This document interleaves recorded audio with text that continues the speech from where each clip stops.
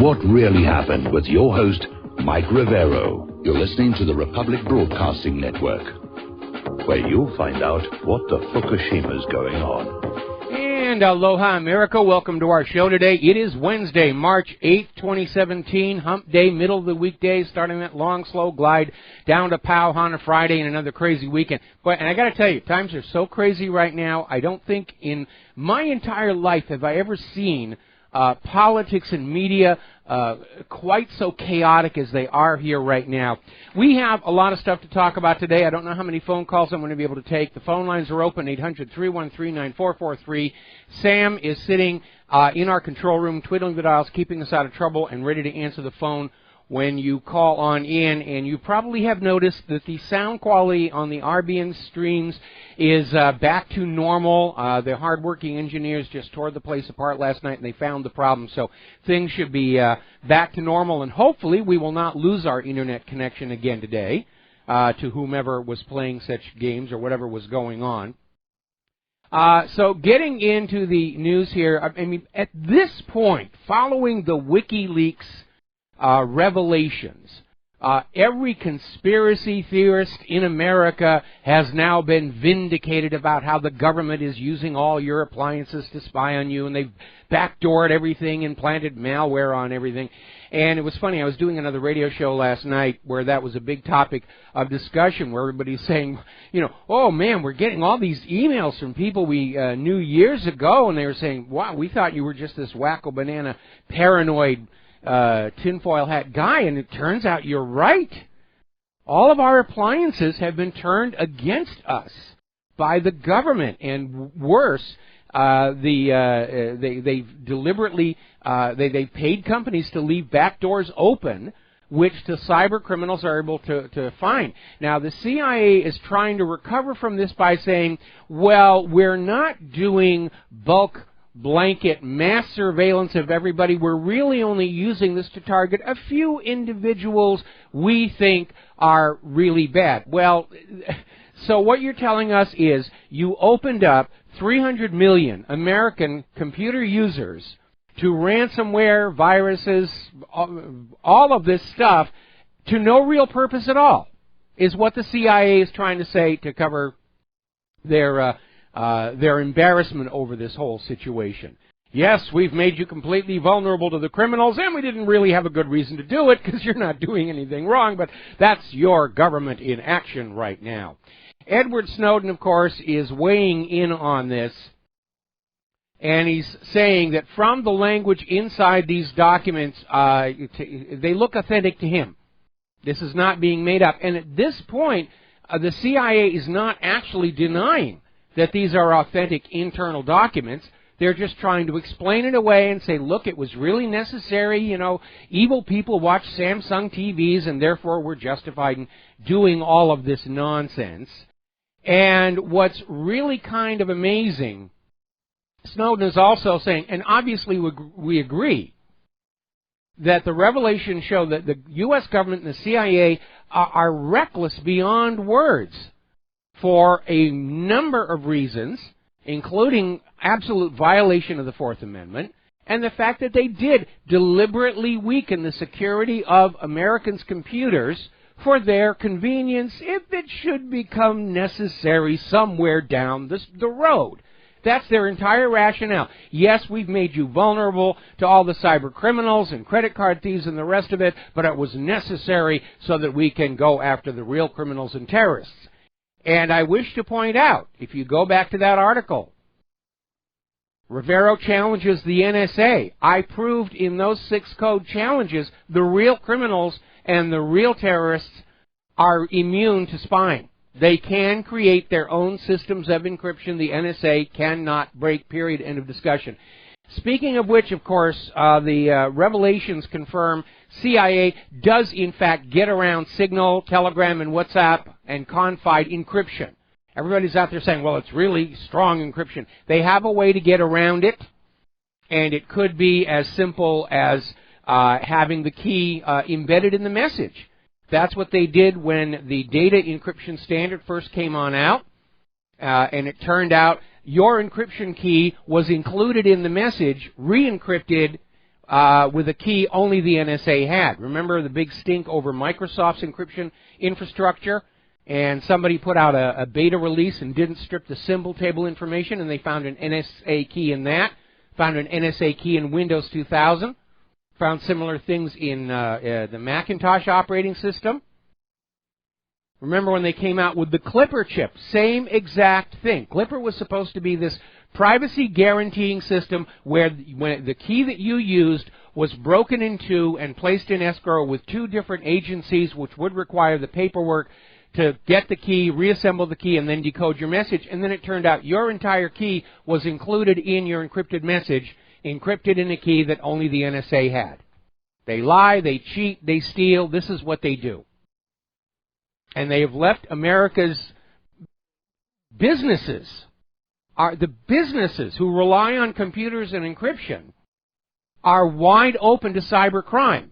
Just because we might want to go after a real criminal or a real terrorist, even though we already know we couldn't read any encryption they create for themselves.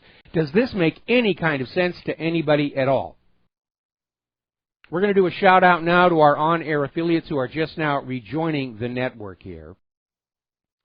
Wall Street Journal is out there saying the revelations of the WikiLeaks Vault 7 dump are far more significant than the leaks of Edward Snowden. Edward Snowden basically described what was going on, and he provided internal documents and slides and presentations.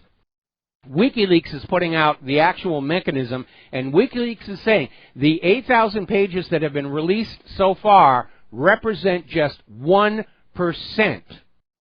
of what they have. In other words, somebody got a million pages, almost a million pages, of the crown jewels of the CIA's spying technology and leaked it. Needless to say, the FBI is out there, hunting for the source of these CIA documents. Couldn't be bothered with Hillary Clinton possibly selling secrets to foreign governments in exchange for donations to her charitable foundation. But by golly, we're going to get those whistleblowers. We are going to get those whistleblowers.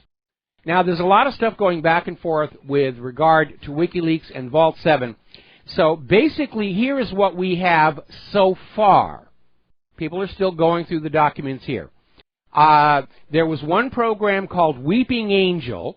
It's named for one of the villains in the Doctor Who TV series. This was the system that infects smart TVs. And in particular, they seem to be targeting Samsung TVs, which have the voice-activated control, where you can sit there and talk to your TV, and the TV goes, I know, I know, I know, and changes your channels and activates certain things. And we can assume that probably all these other voice-activated things like Amazon and Google are probably doing exactly the same thing. The Weeping Angel software, when you turn off your TV, it will go through all the process of turning off the screen and changing the light, but the TV is not really off. It is still listening to the room, making recordings and sending them back to the CIA. And apparently the reason it got the name Weeping Angel, this particular piece of code was jointly developed with Britain's MI5, whom I assume are all big Doctor Who fans over there.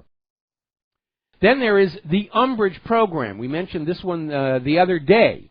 And this is the program by which the CIA has stolen copies of hacking tools from other governments in order to go on out and hack systems and leave a false trail pointing to them, primarily Russia.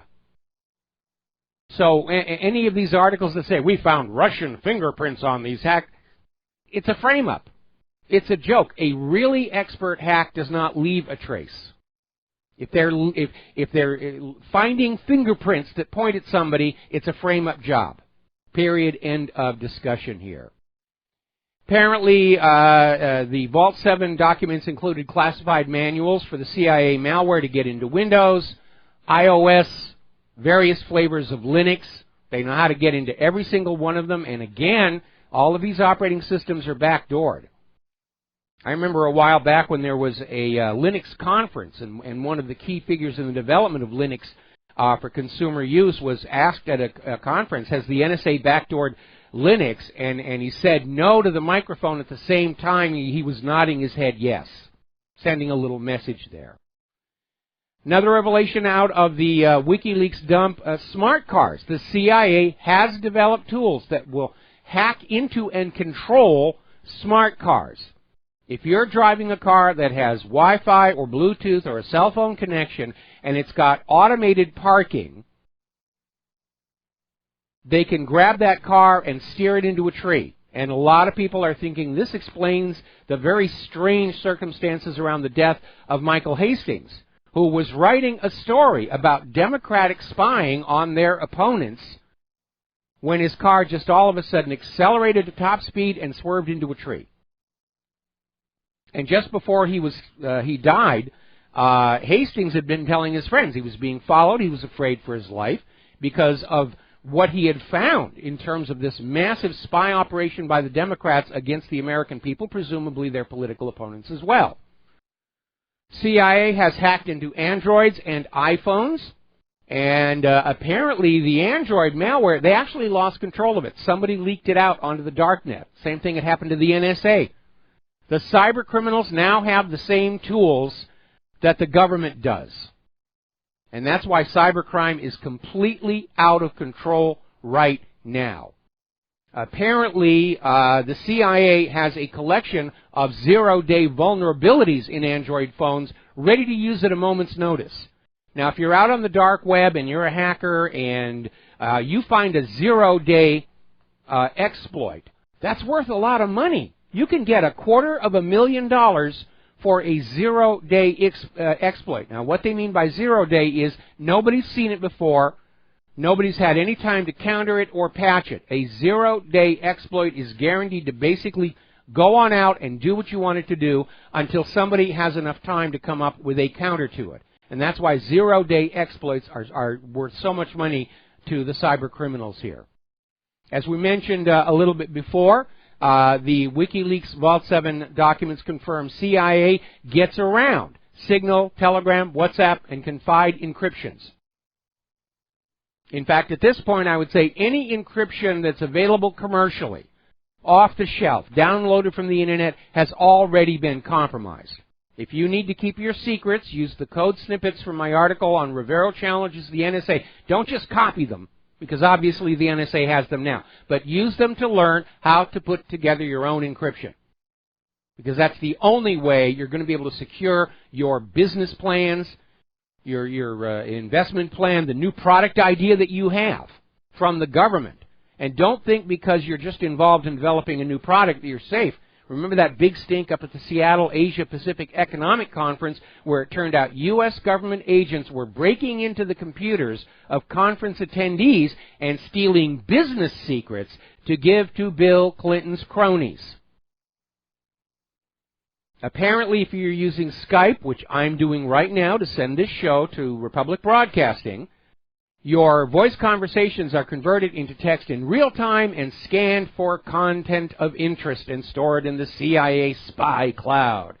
So, anthrax, nuclear weapons, Allah Akbar, Aloha snack bar, terrorism, nuclear weapons, assassination. That ought to wake them up. And, of course, we reported on this one yesterday that the CIA has holes in all of the major antivirus programs as well as the operating systems. They've made it wide open.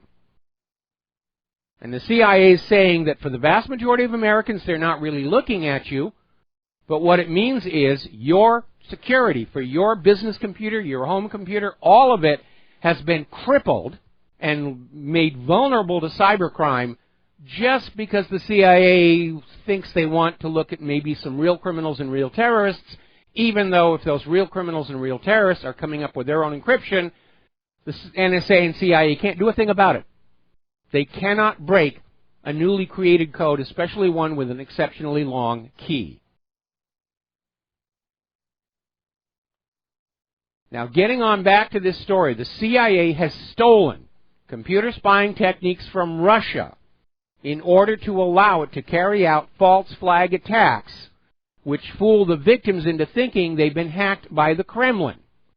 Remember when the DNC said our computers were being hacked by Russia? They wouldn't even let the FBI look at them.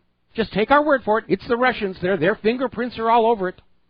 We found vodka and borscht splashed all over the keyboards. And that's how ridiculous it was just getting out there.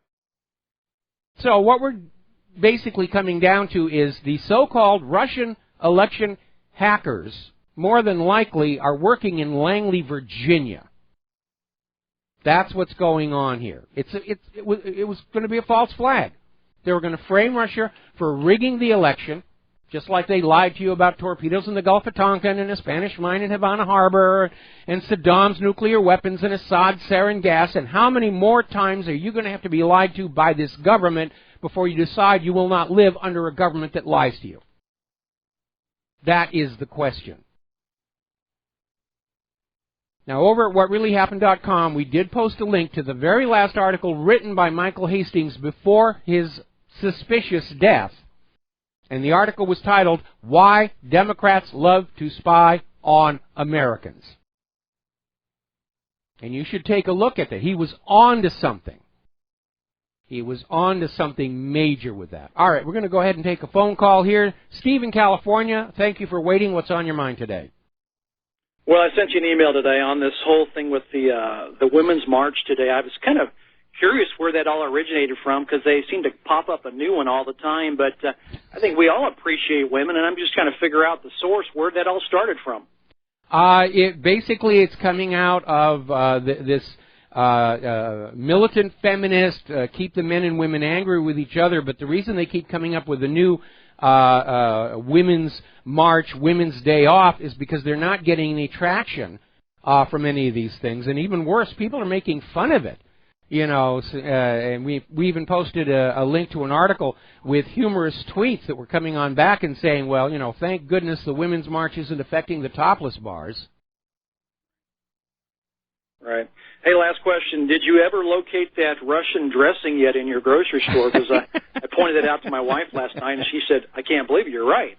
You know, I forgot to look. Dressing. We were at the market the other day, and I absolutely forgot to look. But I'll tell you what, I'll make a point this afternoon. I have to go out and run errands as soon as the show is over. I will go down and see if we do or do not have Russian dressing in our local supermarket. But given that it's Safeway and they don't carry a lot of variety of anything, they don't even carry pickle and pimento loaf or olive loaf anymore, they might not have Russian dressing, and it might just be because they figured it's not going to sell well enough in Hawaii to make it worth their while. But I'll take a look.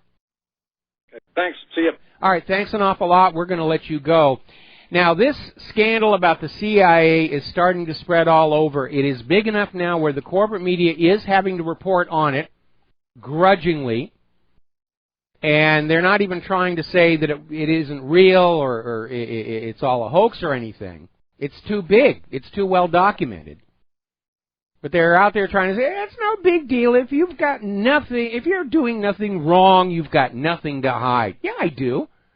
I got a lot of stuff to hide. I got business secrets to hide. I've got love letters to Claire I want to keep personal and private. I've got my Aunt Mary's top secret chocolate chip cookie recipe I don't want anybody peeking at. I have a right to privacy guaranteed by that Fourth Amendment. And more important, I have a right to have a secure computer system on which to conduct my business without being held up by ransomware. And if you look at the scale of the ransomware problem, where we're talking about like 1/3 of large companies have already been hit by this, and most of them are having to pay. Thank you, CIA and NSA, for leaving our systems wide open for the cyber criminals. I think there ought to be a class action lawsuit by every business that has had to pay ransom to a ransomware writer and sue the CIA and the NSA for recovery of the money plus punitive damages for doing such a dumb thing, aiding and abetting cyber crime. Or misprision of cybercrime. At the very least, these people should be going to jail. We're going to take a break for some commercials, and we'll be back with more news after these few words. And aloha, America. Welcome back to our show. We're going to grab a quick phone call from David in Puerto Rico. David, aloha. Welcome to the show. What's on your mind?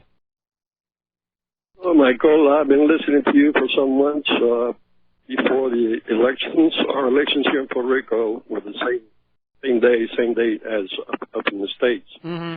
And there's two subjects that I've been wanting to call you about real quickly. Number one, when you mention the arguments that are used that Israel, that they still have to possess their land, that they have the right. Okay, David, let me cut in here for just a minute here. We're talking about the revelation that the CIA has literally turned all of our appliances into spies against the American people. We're talking about a new, more serious Watergate in which President Obama was bugging President Trump, and all of a sudden you want to come in and start talking about why God gave Israel to the Hebrew people here. I think maybe you should call back much later in the show, like maybe 2 or 3 years from now, and we're going to let you go. This is another example of how the people who are trying to keep this story from going on out are having shills call into a show to try and take it off topic, take it off focus, get them talking about something else.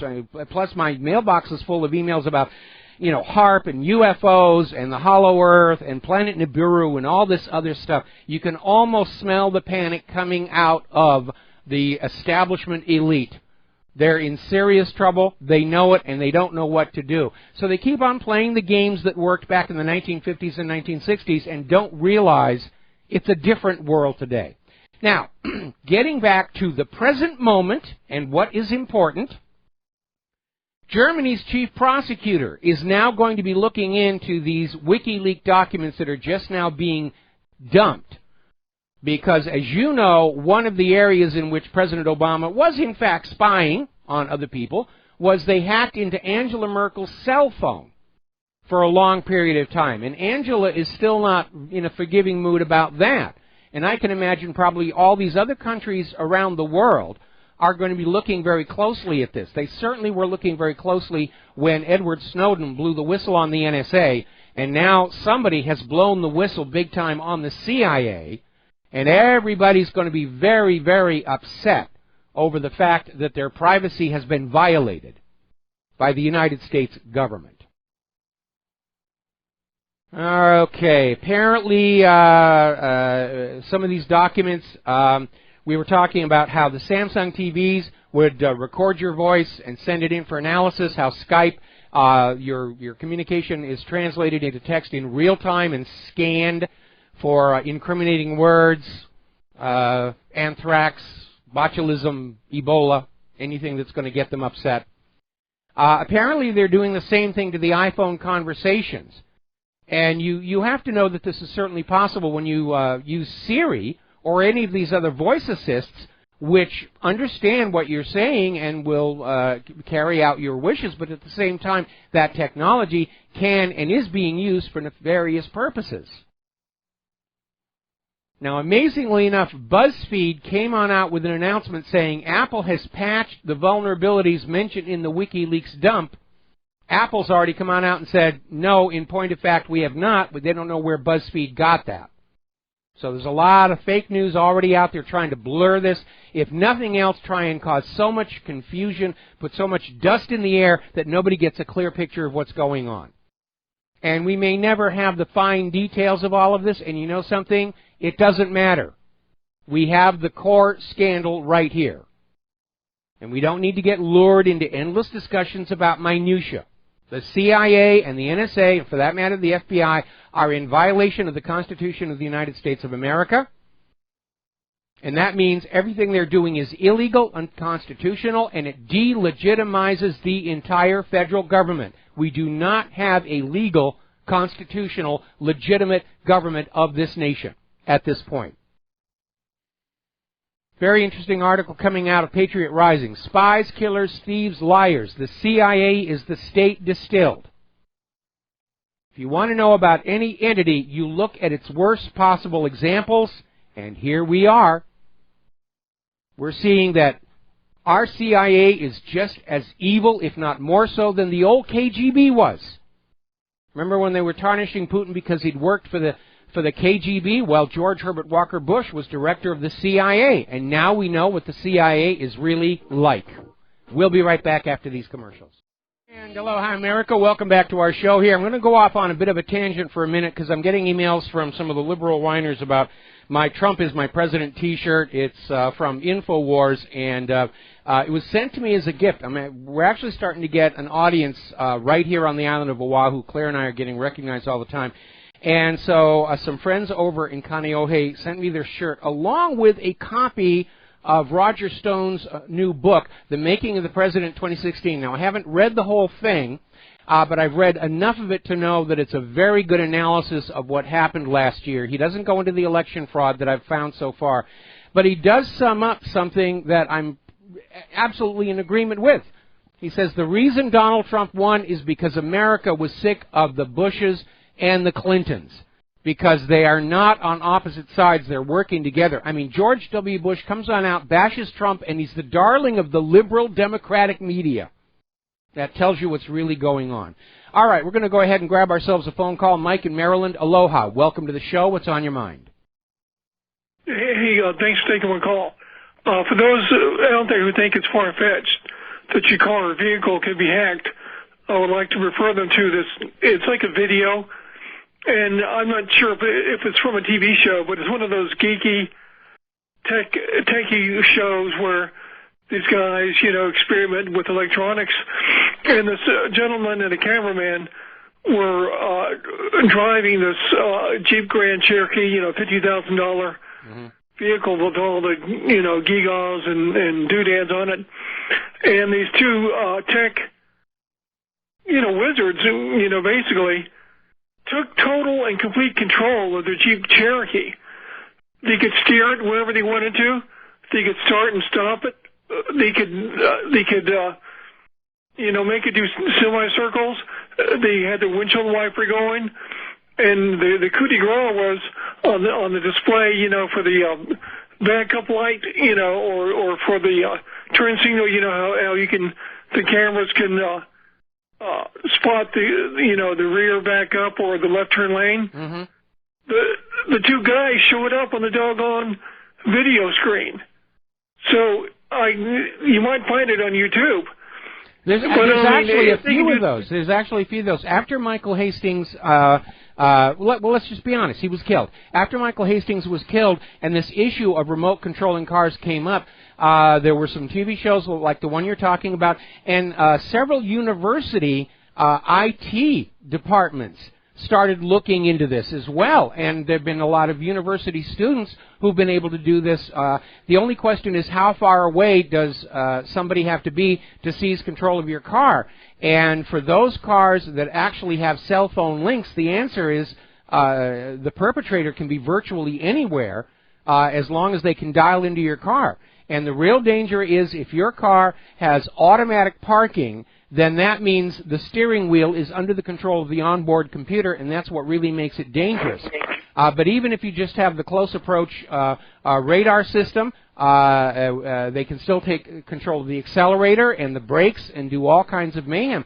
Whoever designed these computer systems for the cars, they really were not thinking in terms of somebody getting in there and causing a lot of damage. And it's reflective of the extreme recklessness that this whole Internet of Things is being put together with, where everybody's putting computers on stuff, and they're not really thinking about how any of this stuff can be used to ill purpose.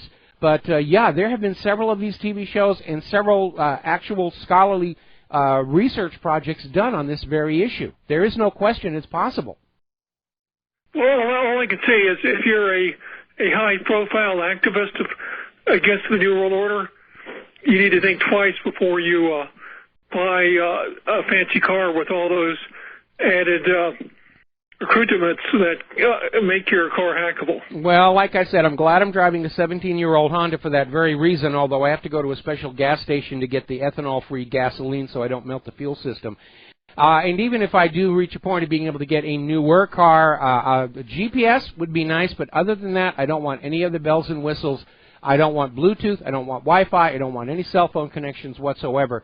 The problem is, because of the Digital Millennium Copyright Act, you're literally not allowed to know what is inside that computer of your car, whether it actually still has a cell phone link or other capabilities. You're not allowed to know that at all. And that really makes it very, very dangerous.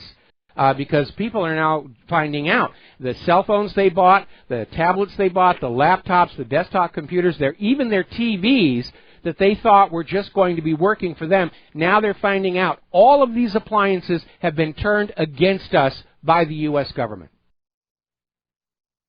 Thanks a lot. Keep up the great work. I'll see you. All right, thanks an awful lot. We're going to let you go.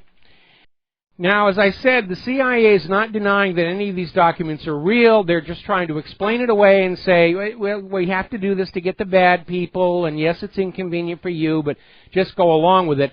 And apparently, General Michael Hayden was on Stephen Colbert's show just last night, saying that the CIA does not spy on Americans. And do you remember when James Clapper said exactly the same thing under oath before Congress following Edward Snowden's revelations about the NSA? And that turned out to be a bald-faced lie. So I don't believe anything Hayden says. I don't believe anything anybody in CIA or NSA, or for that matter the federal government as a whole, or the corporate media as a whole say. Their whole business is lying to you to get what they want, your money, your obedience, your children for their wars. That's it. That's the model right there.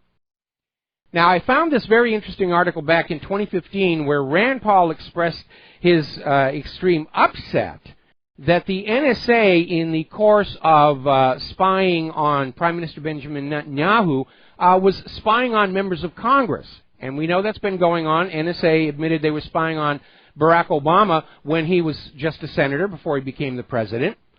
And Rand Paul was, back in 2015, he's appalled this is going on. And I can understand why he's appalled, but are you seeing the double standard here? When it's politicians and the president and these important elite people and they discover they're being spied on, they're furious and they're upset. But when it's you, the American people, oh, really, you should just go along with this. If you're not doing anything wrong, then you've got nothing to worry about. It's a little bit of hypocrisy. If it's wrong to spy on a politician, it's wrong to spy on the American people. And let's be honest, once the NSA and the CIA have set up these spy systems, of course they're going to go after the politicians. They're going to try and get dirt on them to get them controlled. And this existed long before the Internet and long before electronic systems. J. Edgar Hoover was notorious for his a personal file system where he had blackmail information on everybody in the U.S. government. That's why he wound up being FBI director for life. He had the goods on everybody, including President John F. Kennedy. He was able to literally steer the U.S. government the way he thought it should go because he could blackmail everybody up to and including the President of the United States of America. And that is the danger with allowing these intelligence agencies this much latitude. You cannot let them off the leash. They will turn and bite their master. Now, of course, the good news here is this pair of scandals. Obama bugging Trump, and reinforced by the revelation that the CIA has built the bugging capability into virtually everything we own, allows Donald Trump to take the initiative against the Democrats because they've been pushing for this. We have to investigate Russia and Trump. We're investigating. We're determining the course of the political dialogue. Not anymore. Because now Trump has grounds to have the Democrats and Obama and Hillary investigated, and the House Intelligence Committee is saying, yes, we have to look at this. This is important. And of course the Democrats are just in a panic. They're how could you even think that we could do something like this? You know, the 11th commandment is only the Republicans have Richard Nixon's. Now, the other day, we were talking about how FBI Director Comey, and obviously it was a mistake for Donald Trump to keep him on, he went to the Department of Justice and asked them to just ignore Trump's claim that he was being bugged for political gain by President Obama. The Department of Justice, under the control of Jeff Sessions, has told Director Comey, we are investigating. They basically told him to go jump in the lake. And Comey, I guess, is feeling very nervous because he was at this speech here where, you know, everybody's all talking about should he quit, should he resign, should Trump fire him. And Comey actually came out with this speech at a cybersecurity conference hosted by the FBI in Boston College, and he said, you're stuck with me for another 6.5 years, which is the remainder of his 10-year appointment to the post. And that sounds like famous last words to me, because the reality is President Trump can fire him. Remember, on the very day that Vincent Foster's body was found in Fort Marcy Park, Bill Clinton was swearing in a new FBI director. He had fired the last one. The president has that authority. And I think Trump ought to fire Director Comey. I think Trump has to start really cleaning house. And now he's got the political capital to do it. Because there are a lot of people in Congress that are now saying, wow, were they spying on me? Is this how they got the blackmail information? Is this how they're going to destroy my career if I don't go along with them? More and more people are beginning to think that the main reason that FBI Director Comey allowed Hillary Clinton to walk on her listed Title 18 felony violations is because she knew about the illegal wiretapping, which is supported by tweets that she put on out and statements by other people that we're getting to. And she was blackmailing Comey, saying, if you bring charges, I will out the fact that there was a new Watergate spy operation going on against Donald Trump under your authority. All of Washington, D.C. is this Gordian knot of blackmail going back and forth, and it's strung violin string tight. All it's going to take is a couple of strings to break, and it all's going to unravel here. And, of course, the wiretaps appear to have started right after that very bizarre meeting between Loretta Lynch and Bill Clinton that everybody was wondering, oh, we just talked about our kids. That's it. Really, nothing to see here. You know, we don't do that sort of thing. That runway may have been the only place in America the CIA wasn't bugging at the time here. It's amazing here. Now, here's the good part. We understand the Intelligence Committee is going to be investigating. The Department of Justice is going to be investigating. Word is that Trump has brought on a whole new phalanx of lawyers onto the White House staff just to look at this issue. And everybody's in a panic. They know somebody's going to go to jail. The question is who? And I can tell you right now, the ones who are not going to go to jail are the ones who come forward first and make their deals.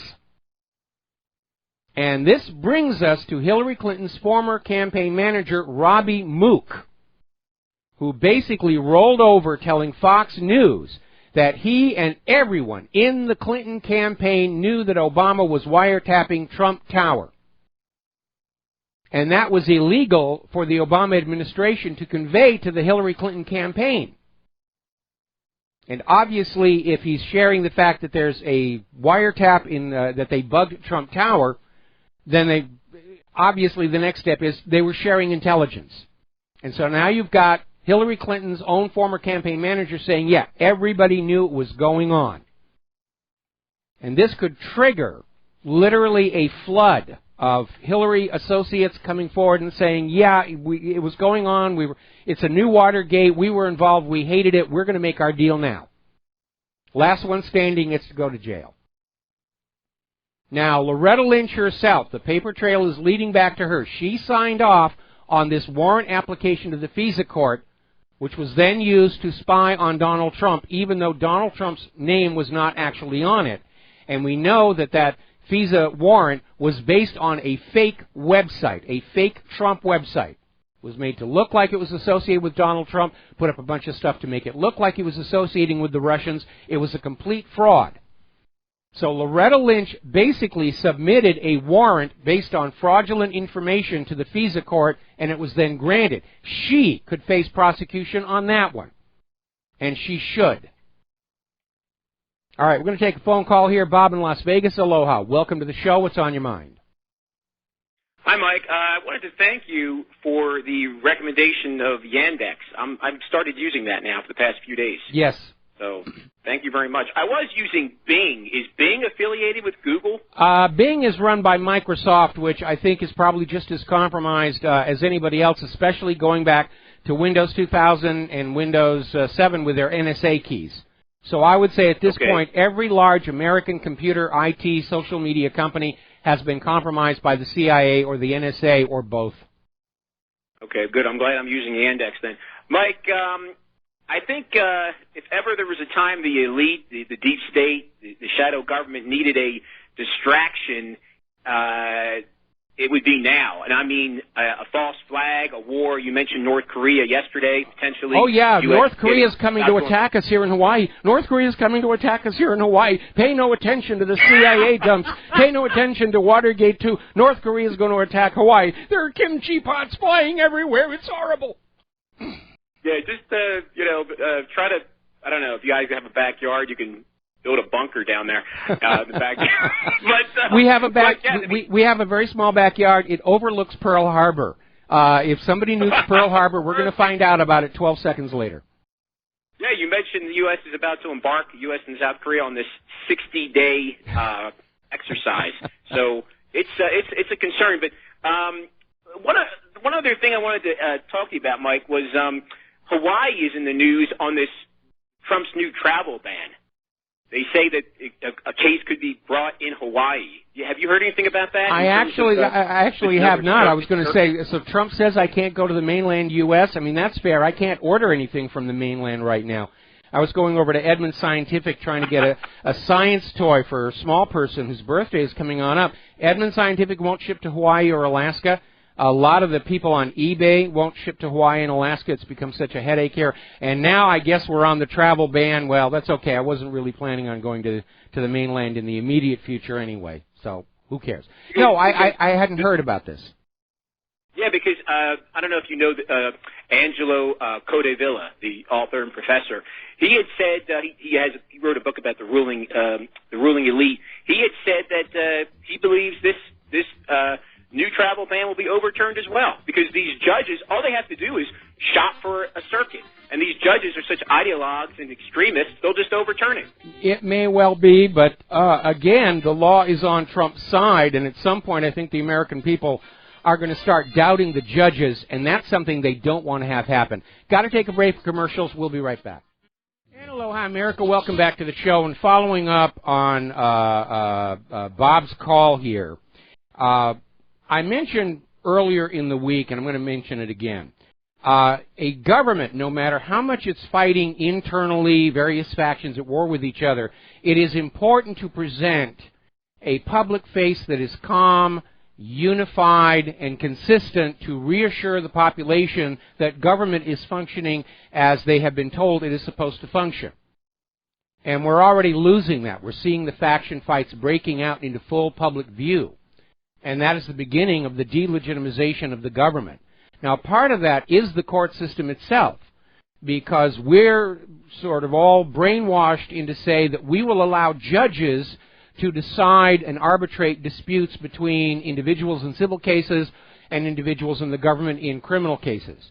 And we go along with that on this faith that the guys in the robes, or gals in the robes, are being fair.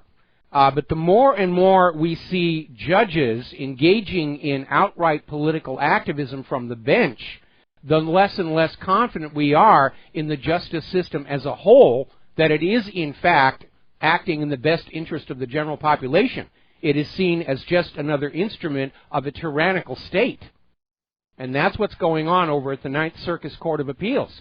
Every time they come on out and they overturn Trump's executive order, even though the law gives him that authority, the court system as a whole is suffering more and more damage to its credibility. People are turning away from it. They don't believe the courts represent justice anymore. The blindfold has slipped, so to speak. By the way, Jeff Sessions has come on out and acknowledged that more than 300 people who came here as refugees are currently under investigation for potential terrorism-related activities, which is the whole point of banning travel from these nations. And the corporate media is still out there proclaiming that it is a Muslim ban. No, it isn't. It's a ban on travel from specific countries. And if you're coming from those specific countries, it doesn't matter if you are Muslim or Christian or Jewish or Pastafarian or an atheist or a Scientologist, you are going to have the same degree of difficulty getting into the United States of America, because these countries do not like our country, because our government's been bombing their country for a very long time. And nobody can have that sort of thing happen to them and remain entirely cheerful. Trump is right. and all these open border people are absolutely wrong, but they serve a higher, more noble purpose of a single global government and a human race unified in debt slavery to a single private central bank. The true believer mentality. Let's see. I know we got some callers waiting on the line, but I'm going to take them after station break because we've only got a couple of minutes left in this segment here. Apparently, a former CIA official is saying that Obama's wiretapping of Trump was his least abuse of power. And he's saying Obama needs to be sent to jail. And that would be an historic first to see a former president sent to the Huskow, but I think it's high time. So this is Larry Johnson is out there saying, yeah, nobody should be above the law in this country, even if they're a former president. I absolutely, most heartily agree. We'll be back after station identification. Hello, hi, America. Welcome back to our show. Hour number 2. The phone lines are open, 800-313-9443, and we're going to take a phone call from Peter in Los Angeles. Aloha, Peter. Welcome back to the show. What's on your mind? Hi, Michael. I absolutely agree, and I'd love to hear the specifics of why that Johnson fellow thinks that Obama should go to jail, because I do believe that this is only the tip of the iceberg with him. Remember, he used the IRS as his personal political tool. And the worst thing that he did that I can think of, that I know of, other than him murdering people like Michael Hastings and American citizens, he probably abroad for sure, here probably, is the fact that he turned over all of these intercepts, everything you see being used against Trump and all the people that are for Trump can be used against you because he turned that over to Israel. Everybody who's out there. He turned all that stuff, and they can do that to anybody, any politician, including you and me. And can you think of anything more treasonous than that? I'm having a hard time thinking of anything worse than that. And again, there is reason to think they even used this information to blackmail the Chief Justice of the Supreme Court, Roberts. Because remember, when the original Obamacare was being pushed forward, it was seen as being unconstitutional, and it went all the way to the Supreme Court, and the court had 4-4, and Chief Justice Robert was going to cast the deciding vote. He was opposed, and then all of a sudden, at the very last minute, he does a complete 180. He says it's legal under the Commerce Clause, passes it through the Supreme Court, and then he left the country for a week's vacation in Malta to duck the reporters who were going to ask him why he changed his mind. To me, that's the signature that he got coerced somehow. Oh, I mean, all these plane crashes, all these car crashes, everything, and like I say, if the U.S. government can do it, then Israel can do it too, because we've given it all to them. Yes, we have. And this guy did it knowingly. He did it to get money for his own political advancement. So he sold us out to a foreign country that will do anything. And we've been involved in wars now for, 20 years, on against their enemies. And now maybe we get an idea of why. Well, we're at war with everybody. Certainly Israel has been cheering on all of these wars, but one of the things you all need to remember is that these world-changing events like wars or assassinations never really happen for a single reason. That's part of the myth that's put on out. World War II was about Pearl Harbor. John F. Kennedy was killed by a crazed lone nut assassin. The reality is, when you get a group of people with their own personal agenda, but that agenda overlaps on a course of action that would benefit them, that's when that course of action is going to be followed. When you look at all the different parties who were involved in the Kennedy assassination, they all had their own reasons for doing it, but they all agreed getting rid of John F. Kennedy was going to help them. The same thing with wars. All of the various warring parties may have different reasons why they want the war, but they all agree a war is going to be a good thing. Certainly Israel wants the larger nations of the Mideast broken up into little pieces that can be bullied around. The Federal Reserve wants war against Russia and China to maintain dollar hegemonic domination of the world's economy. There's this accepted wisdom that war is good for the U.S. economy in general, and that's an absolute flat-out lie. It's great for the defense contractors, and it's great for the banks who loan us that money to fight the war at interest, but it's actually a lousy deal for ordinary Americans.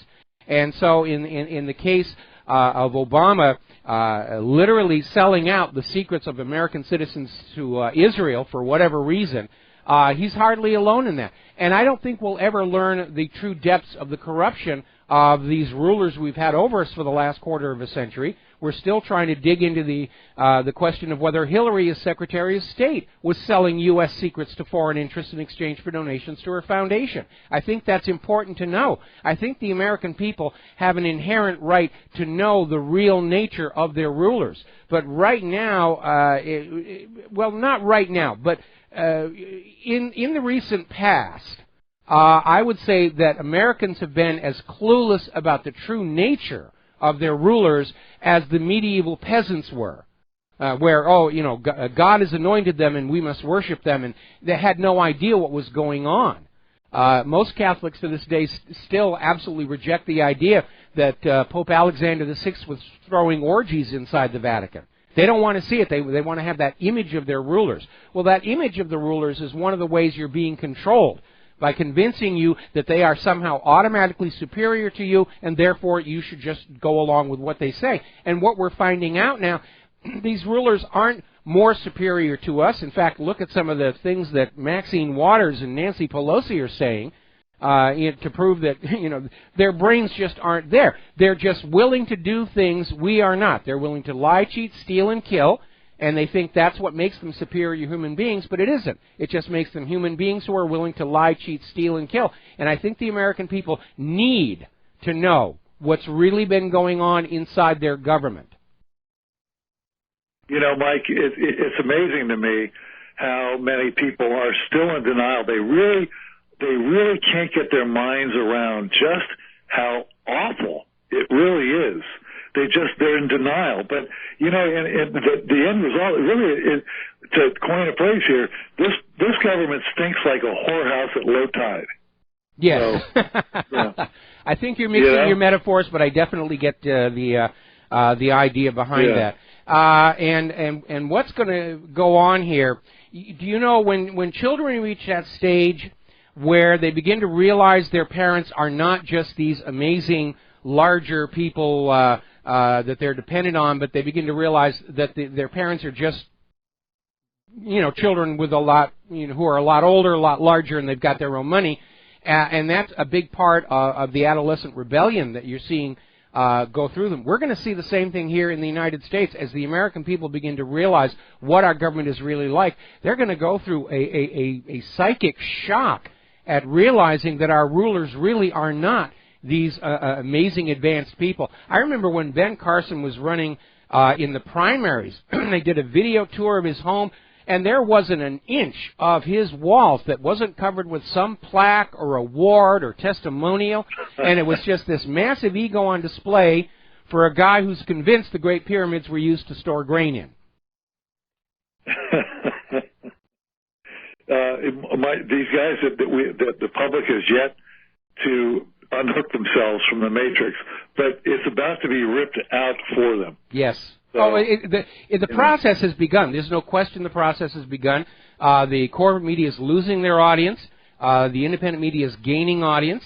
The process has begun, and there is no turning back. What's going on in the world today is a repeat of the turmoil that followed Gutenberg's rediscovery of movable type printing, and it just changed the dynamic of information flow.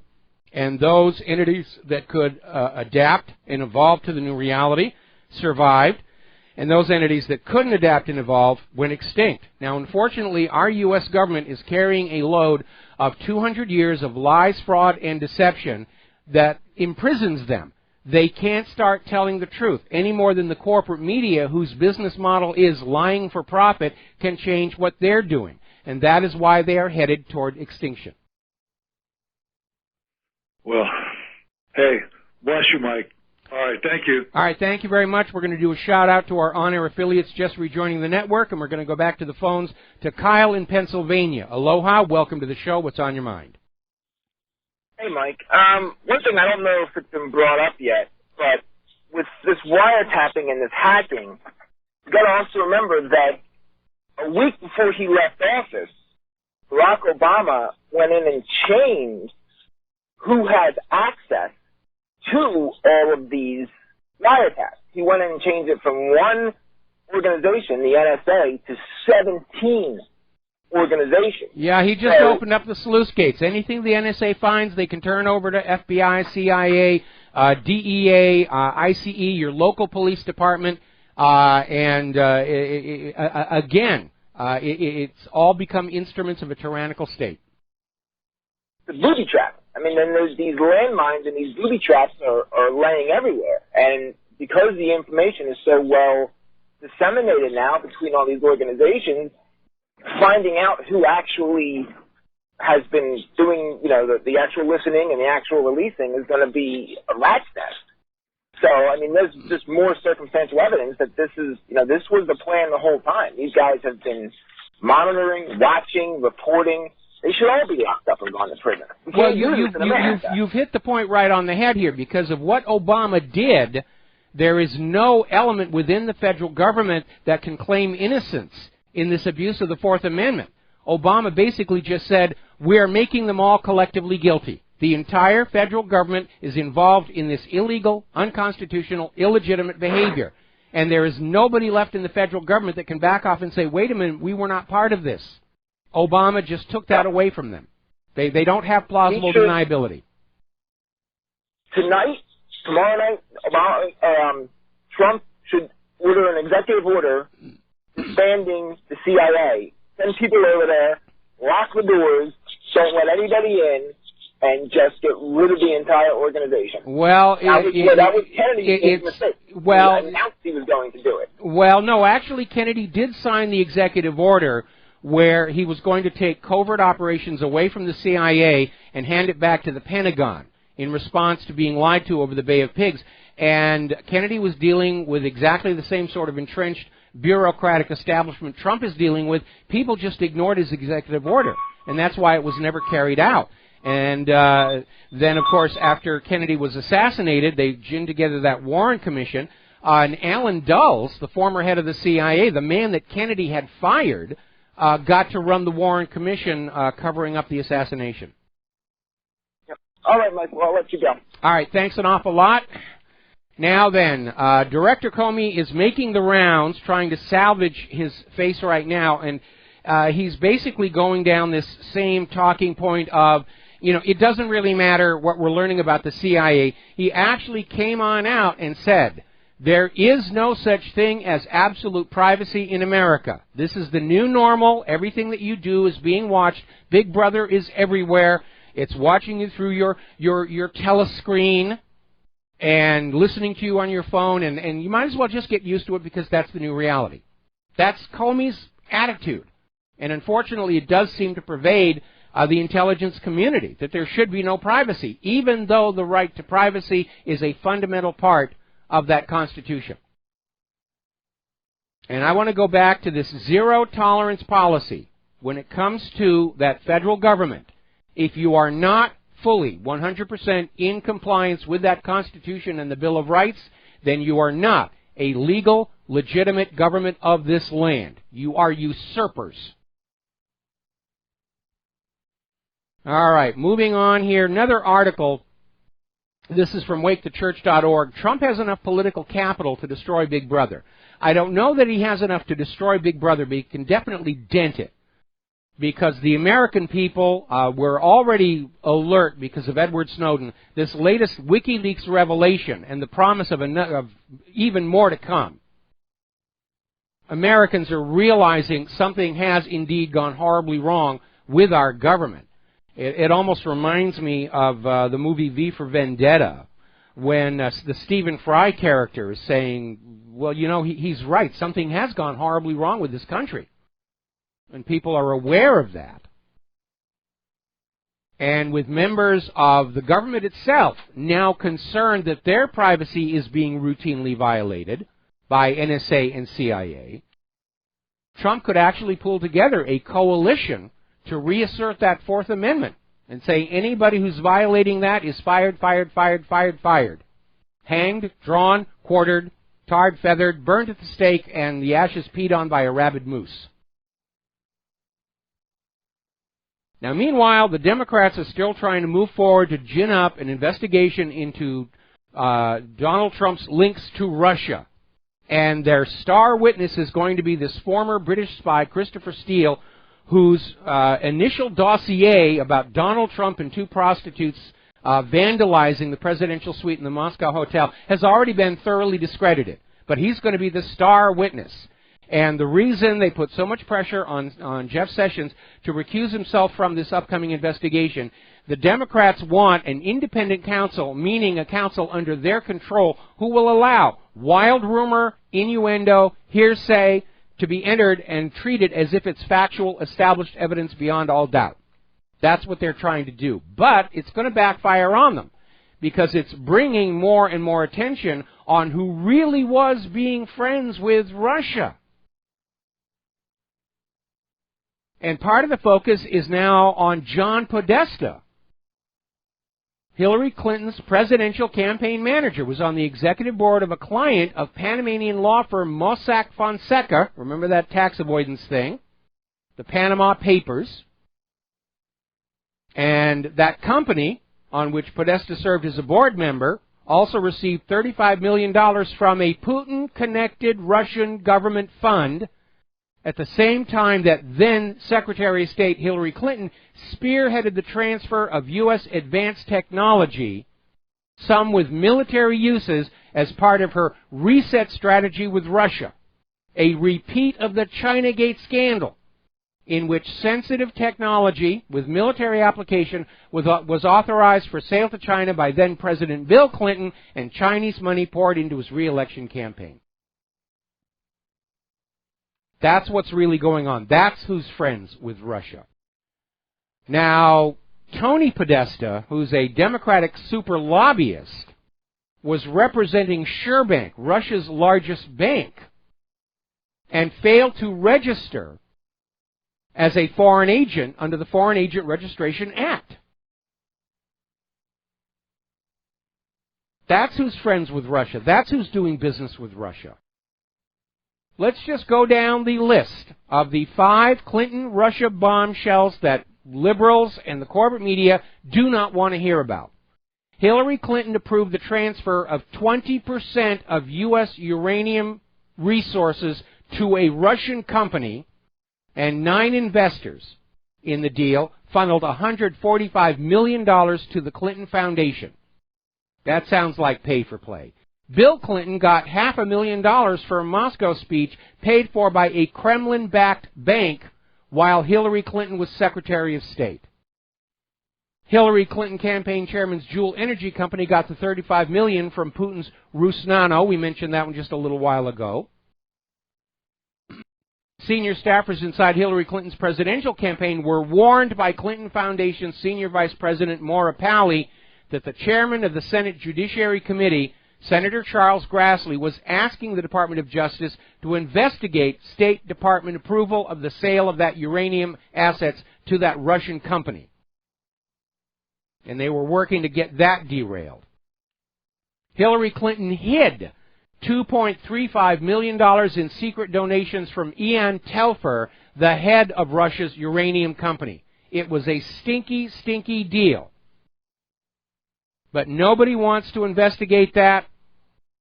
We just want to talk about Donald Trump and the 2 hookers in the Moscow hotel. That's a horrible, horrible thing here. All right, we're going to take another phone call. Sandra in Texas, aloha. Welcome to the show. What's on your mind?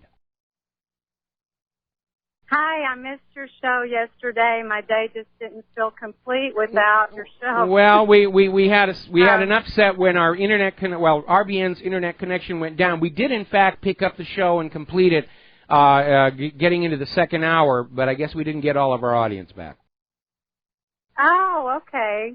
Well, I was calling about the fight to court. Yesterday on Fox and Friends, Judge Napolitano was interviewed.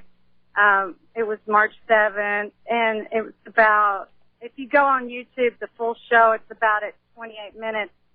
And it was very interesting. According to Judge Napolitano, it's specifically stated in the FISA statute that the President of the United States has full authority to conduct espionage on anyone that he chooses, and it's perfectly legal, although he did say he personally believes it's unconstitutional. He said it's perfectly legal and that all the president has to do is file a certification with the Department of Justice. And the Attorney General, Loretta Lynch. All right. I will respond to this when we come back from these commercials. Thank you for the phone call. And aloha, America. Welcome back to the show. And in response to Sandra's phone call here, FISA stands for the Foreign Intelligence Surveillance Act. And the emphasis is on the word foreign because Judge Napolitano is correct. It is unconstitutional, a violation of the Fourth Amendment for the U.S. government to surveil an American citizen without having evidence of wrongdoing. And that's why it's called the Foreign Intelligence Court. They are limited to allowing surveillance on people outside the United States of America. Now, if the people outside the United States of America are calling into the United States of America, then obviously by default that American is caught up in the phone call. But it is foreign. And they are not allowed to just start peeking at people inside this country. It is a violation of the Constitution. And you need to remember that. The FISA authority does not extend inside the borders. It is unconstitutional. And if you go back to the United States Supreme Court decision, Marbury versus Madison, laws repugnant to the Constitution are automatically null and void. We do not need to wait for somebody on the Supreme Court to tell us whether something is constitutional or not. We're allowed to decide for ourselves. In fact, nowhere in the Constitution is the Supreme Court given the ultimate authority to decide what is or is not constitutional. Marbury versus Madison says it's up to us to decide. Anyway. Now, journalist Cheryl Atkinson, who is one of the good guys, been out there just abused by her corporate media employers, is basically warning that a lot of what we're seeing in the corporate media in terms of protests, counter-protests, and the rest of it are what's called astroturf. They're not really grassroots movement. They are rent-a-mob crowds that show up in buses. They're paid to be there in order to push a message for a special interest group or a political agenda. And they're used by the corporate media to convince you that your fellow Americans think this is really a really good idea to go along with. Now, one of these rent-a-mobs was arrested. Some of these people were arrested for felony rioting for disrupting a pro-Trump rally in Minnesota.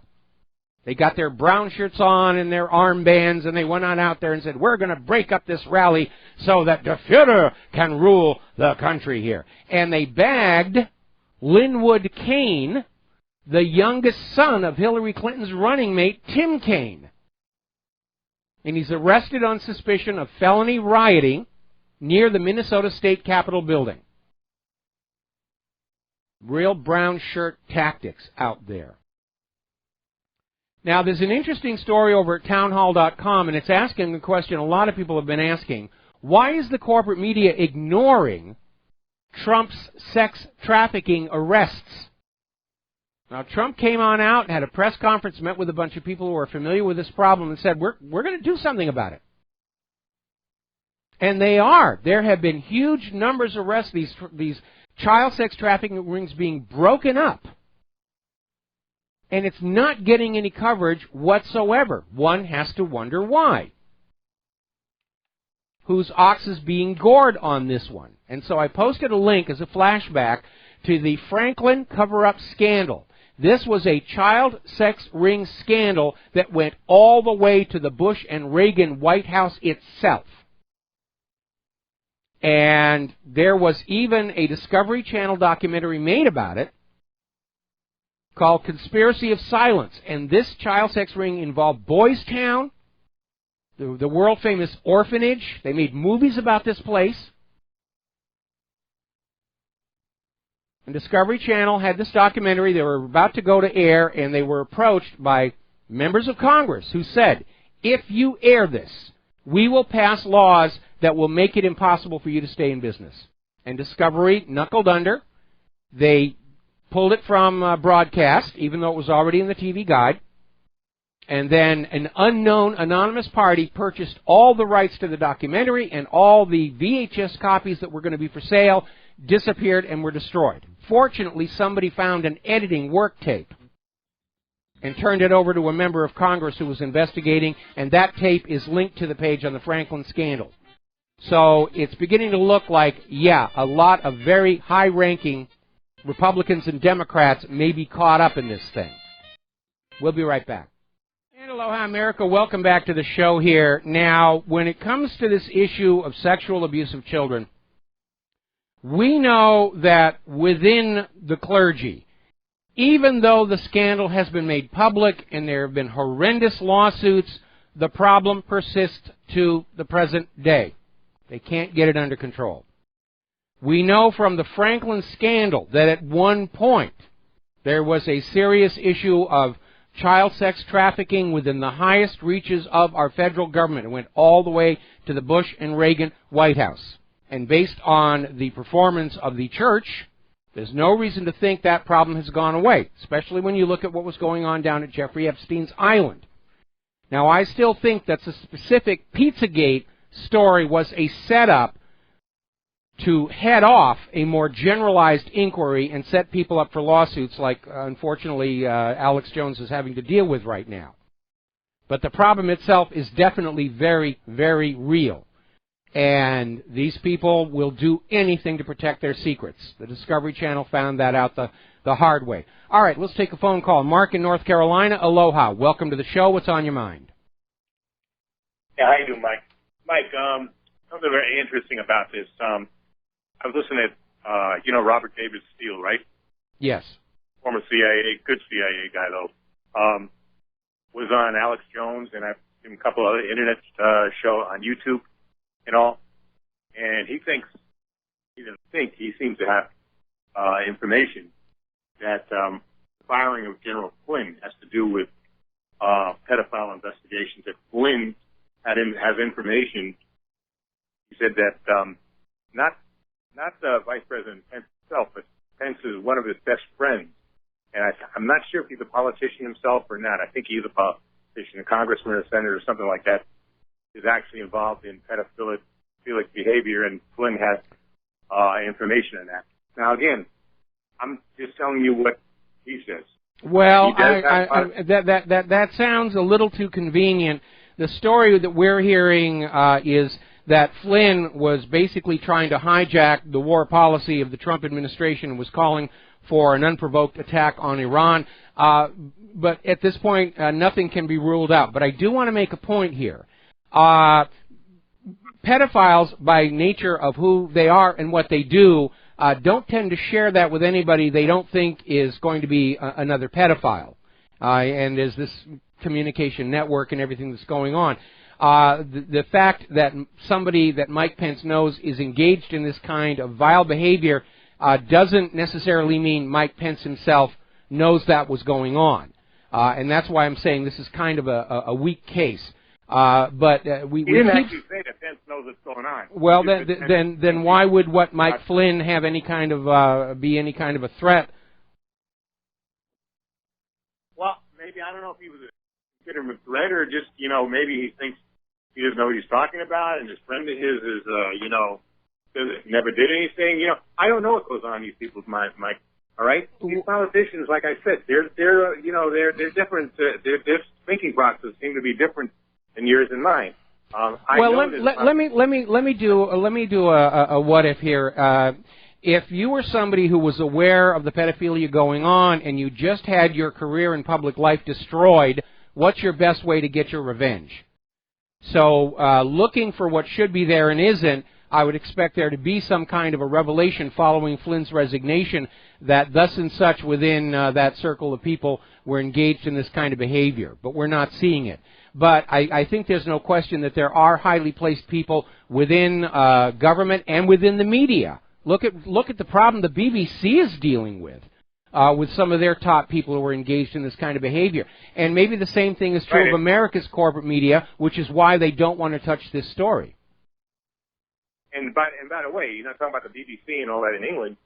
David Icke, you may think, is a little strange because, you know, his thing about the reptilian human hybrid.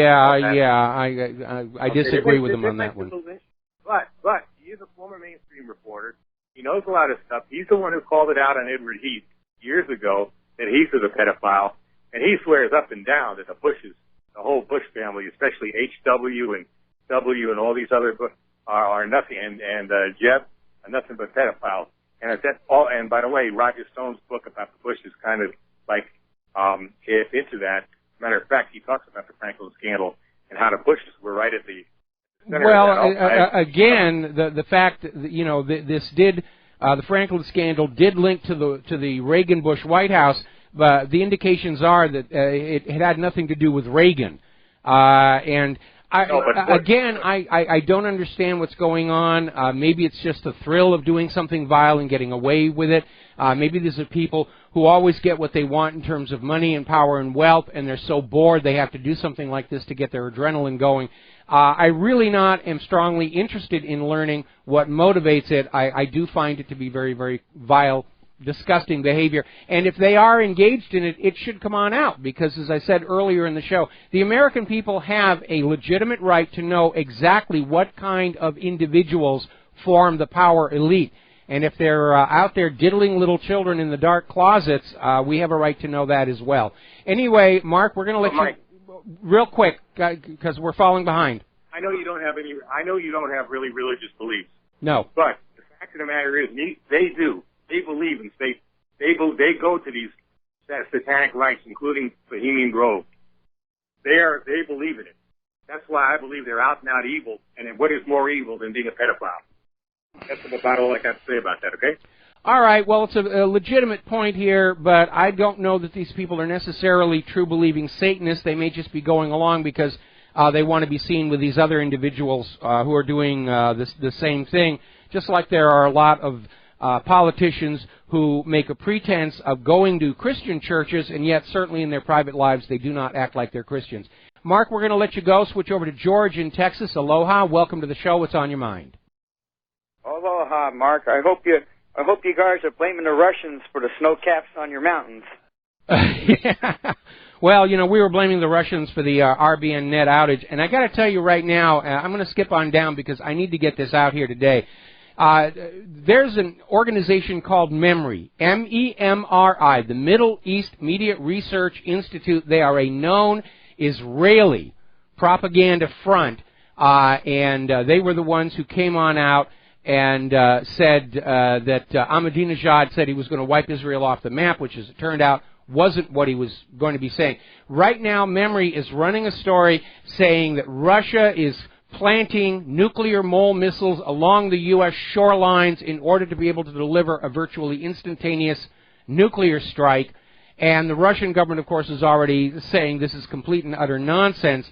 But at this point, it looks like our deep state is in such a panic over the loss of their power and authority that they're going to try and get a major war going in this hope, this faith that if there's a real bloody war out there, that we, the American people, will forget all about the NSA and CIA spying, we'll forget all about the politics and corruption, this attempts to steal the election, and all the rest of it. We'll throw a snappy salute at the flag, and we'll fling our money and our children into the war. Not going to happen, for reasons that Sun Tzu made abundantly clear in The Art of War. For a ruler to have a successful war, their military must believe in the moral rightness of the war so that they will fight fiercely and, if necessary, die.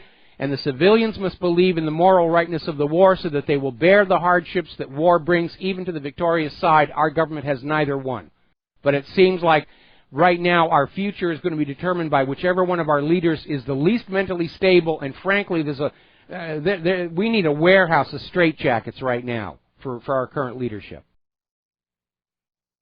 But anyway, here in good news, where I used to live in Florida, a law firm, since all these pedophile arrests started going around the prisons, interviewing the former foster children of the system that are in the prison system. Mm-hmm. And they're getting descriptions of, like, birthmarks, and it's some pretty high prominent people.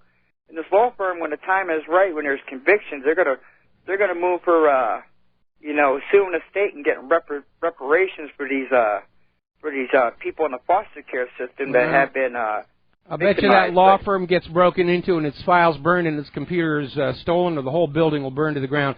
George, I'm going to let you go, and as a matter of fact, we're going to not take any more pedophilia phone calls because we're falling behind on the talking points. We got a lot of stuff that we need to cover. Take a phone call from Ralph in New York. Aloha, welcome to the show. What's on your mind? Hello, Mike. I just want to ask your opinion. What's your opinion today on this Women's Day march all over New York City, Trump Tower, and Washington, D.C.? Who cares? And what's your opinion on all this? Who cares? Your opinion on this one? Who cares? That's my opinion. Who cares? It's a bunch of women who said we're not going to go to work today, and some of them are probably going to lose their jobs because of it. In fact, there was one Twitter post on this very subject from a woman who said, I'm going to work today because I own the company and I started it, and I have a lot of women employees, and if they don't show up, they're going to be out of work. It's amazing. It's amazing. And again, also with the wiretapping in Trump Tower, also with Trump against Obama. What's your view on this one? What's the outcome on this one? Well, I'm hoping the outcome is going to be Watergate 2. Full investigation followed by somebody's arrest and imprisonment. But Obama's people are trying to find some way they can say this was legally justified on the basis of our guess, our wild guess, that Russia and Trump were working together, and therefore we were justified in bugging his campaign headquarters and sharing that information with Hillary's campaign headquarters. And that, of course, is complete and utter nonsense. Yeah, and the Nancy Pelosi, she's going crazy too, going bonkers. She doesn't know where she's at. Yeah, Nancy is starting to show signs of dementia, so's Maxine Waters. And you look at people like Maxine Waters and Nancy Pelosi and John McCain, and you begin to realize that obviously election... Chucky Schumer. Chucky Schumer too. You begin to realize that election fraud is not confined just to the presidential elections. Oh, my God, it's sickening every day, seeing all this fake news, and Alex Jones is going bonkers, too, every day on his show. He doesn't know what's going to be outcome now, the CIA scandal and the WikiLeaks. What's the scandal with this one now? Where that's going to come from? Well, the scandal is, this reinforces everything Edward Snowden was telling us, and it's already been declared as far more damaging than everything Edward Snowden put out, because Edward Snowden mostly described what the NSA was doing, and he backed it up with documents and presentations and everything. This dump is putting out specifics, the specific tools the CIA has developed, the specific things they're able to do, like remote control cars and so forth. And it is extremely alarming, and all the intelligence community can say is, oh, come on, you people, you're just being fussy. It's no big deal. But I think where most people are going to be very, very furious is where, first of all, Hayden is out there saying we're not mass spying on all Americans, we're only looking after a few bad people, and yet the CIA has rendered our computers and our electronics wide open to cyber crime, and now they're telling us it was for no real good purpose at all. Wow. Now that's why they're coming out with the driverless cars. They're coming around the corner very soon in the near future, right? That's going to put millions of people out of work, especially cab drivers, right? Mm-hmm. That's going to be now the Google car's already out. That's not even perfected. You heard about that? I'm sorry, what was that one more time? The Google cars. They have out in Southern California these Google cars doing testings on the future of driverless cars. Are you aware about that? Oh yeah, I've been hearing about that. The Tesla 3 is apparently doing well. They've only had one bad accident with that one. Personally, I don't want a driverless car. I enjoy driving. And I don't want that taken away from me. But my gut is telling me that driverless cars are going to be kind of like 3D TV and 4K TV. It's going to be a passing fad. Wow, but that's going to take. Do you think that's going to be taking away jobs from people when the driverless cars economy comes into effect? Well, I think the one area where driverless vehicles are going to be taking away jobs is the long-haul cargo truck drivers. In fact, there's already talk that the United States does not need to invest in reviving its rail transport system. They can just go to driverless semi-trucks and just program them to go down the highways. The problem is the highways are also crumbling. So I see that as kind of wishful thinking on that one. Anyway, they have to invest and they have to invest trillions. That's what Donald Trump wants to invest massive infrastructure building. That's the agenda he wants to try to do, right? Yeah, but unfortunately, Yellen is talking about a rate hike, which is going to make the interest on that prohibitively expensive. Now, Trump, of course, can invoke his authority as president and issue an interest-free currency to fund his infrastructure development. They used to actually have that system up in Canada. Unfortunately, back in the 1970s, the Canadian government abandoned the interest-free loans provided by Canada's central bank and started borrowing money for infrastructure development from private central banks, regular banks, and sticking the Canadian people with those interest payments. Anyway, going to have to let you go. Coming up on a commercial break, coming up on the top of the hour. And we have a lot of stuff to get into in terms of the war zones here. Now, we've been hearing that there are military forces that are going into Syria.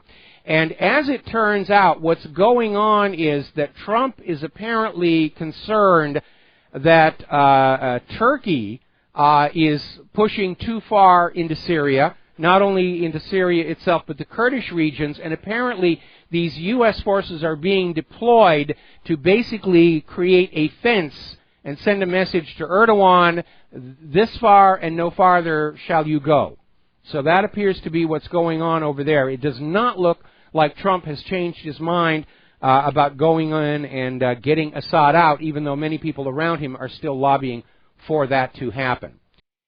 Now, the foreign minister of Turkey, Mevlut Cavusoglu, is accusing Berlin of putting pressure on German-based Turks in order to try and influence the upcoming referendum that may dramatically increase the presidential powers in Turkey.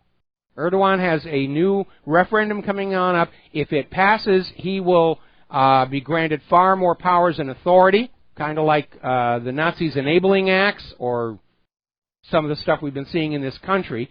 And apparently Germany is being accused of approaching Turks who are living in Germany and saying, you should write home and say XYZ. Not a lot of support behind the allegation, but that's what Turkey is accusing Germany of doing. It's easy to make an accusation, unfortunately. Now, Netanyahu, actually, we're going to come up on a commercial break here. And when we come on back, more about the international scene after these few words. And aloha, America. Welcome back to our show here. And we're going to be talking about Syria now. Benjamin Netanyahu is out there demanding an immediate summit with Vladimir Putin. And apparently he's very upset because Israel's agenda in Syria, in particular permanent ownership of the Golan, have been pretty much thwarted. And Israel tried to bait Russia into making a move that would have allowed the U.S. to escalate that war. And apparently Israeli fighter jets deliberately flew over Lebanon's Arsal Barrens, where Al-Qaeda and ISIS are headquartered, then proceeded further on in and dropped their bombs on Syrian army positions inside Syria. And everybody said, why didn't Russia shoot them down with those S-400s? And the reality is Russia didn't need to, because obviously the Syrian government is regaining control of Syria. And Netanyahu is now in a snit. He's very angry. He wants to go up to Russia and demand that Putin allow Israel to have the Golan Heights. But all of these agendas for the Mideast, for the New World Order, they're all in serious, serious trouble. Because we have a better informed general population which knows what's really going on and no longer believes the propaganda coming on out. Now, apparently, Poroshenko is petitioning The Hague to arrest Vladimir Putin. Isn't even saying what it should be for, but apparently that ultranationalist group that started illegally blockading East Ukraine has caused a severe energy shortage, loss of assets and tax revenues. And the ultranationalists are now talking about a direct march on Kiev itself. Poroshenko is convinced that they're neo-Nazis and they're secretly working for Vladimir Putin, and he wants The Hague to arrest Putin. The man is getting desperate.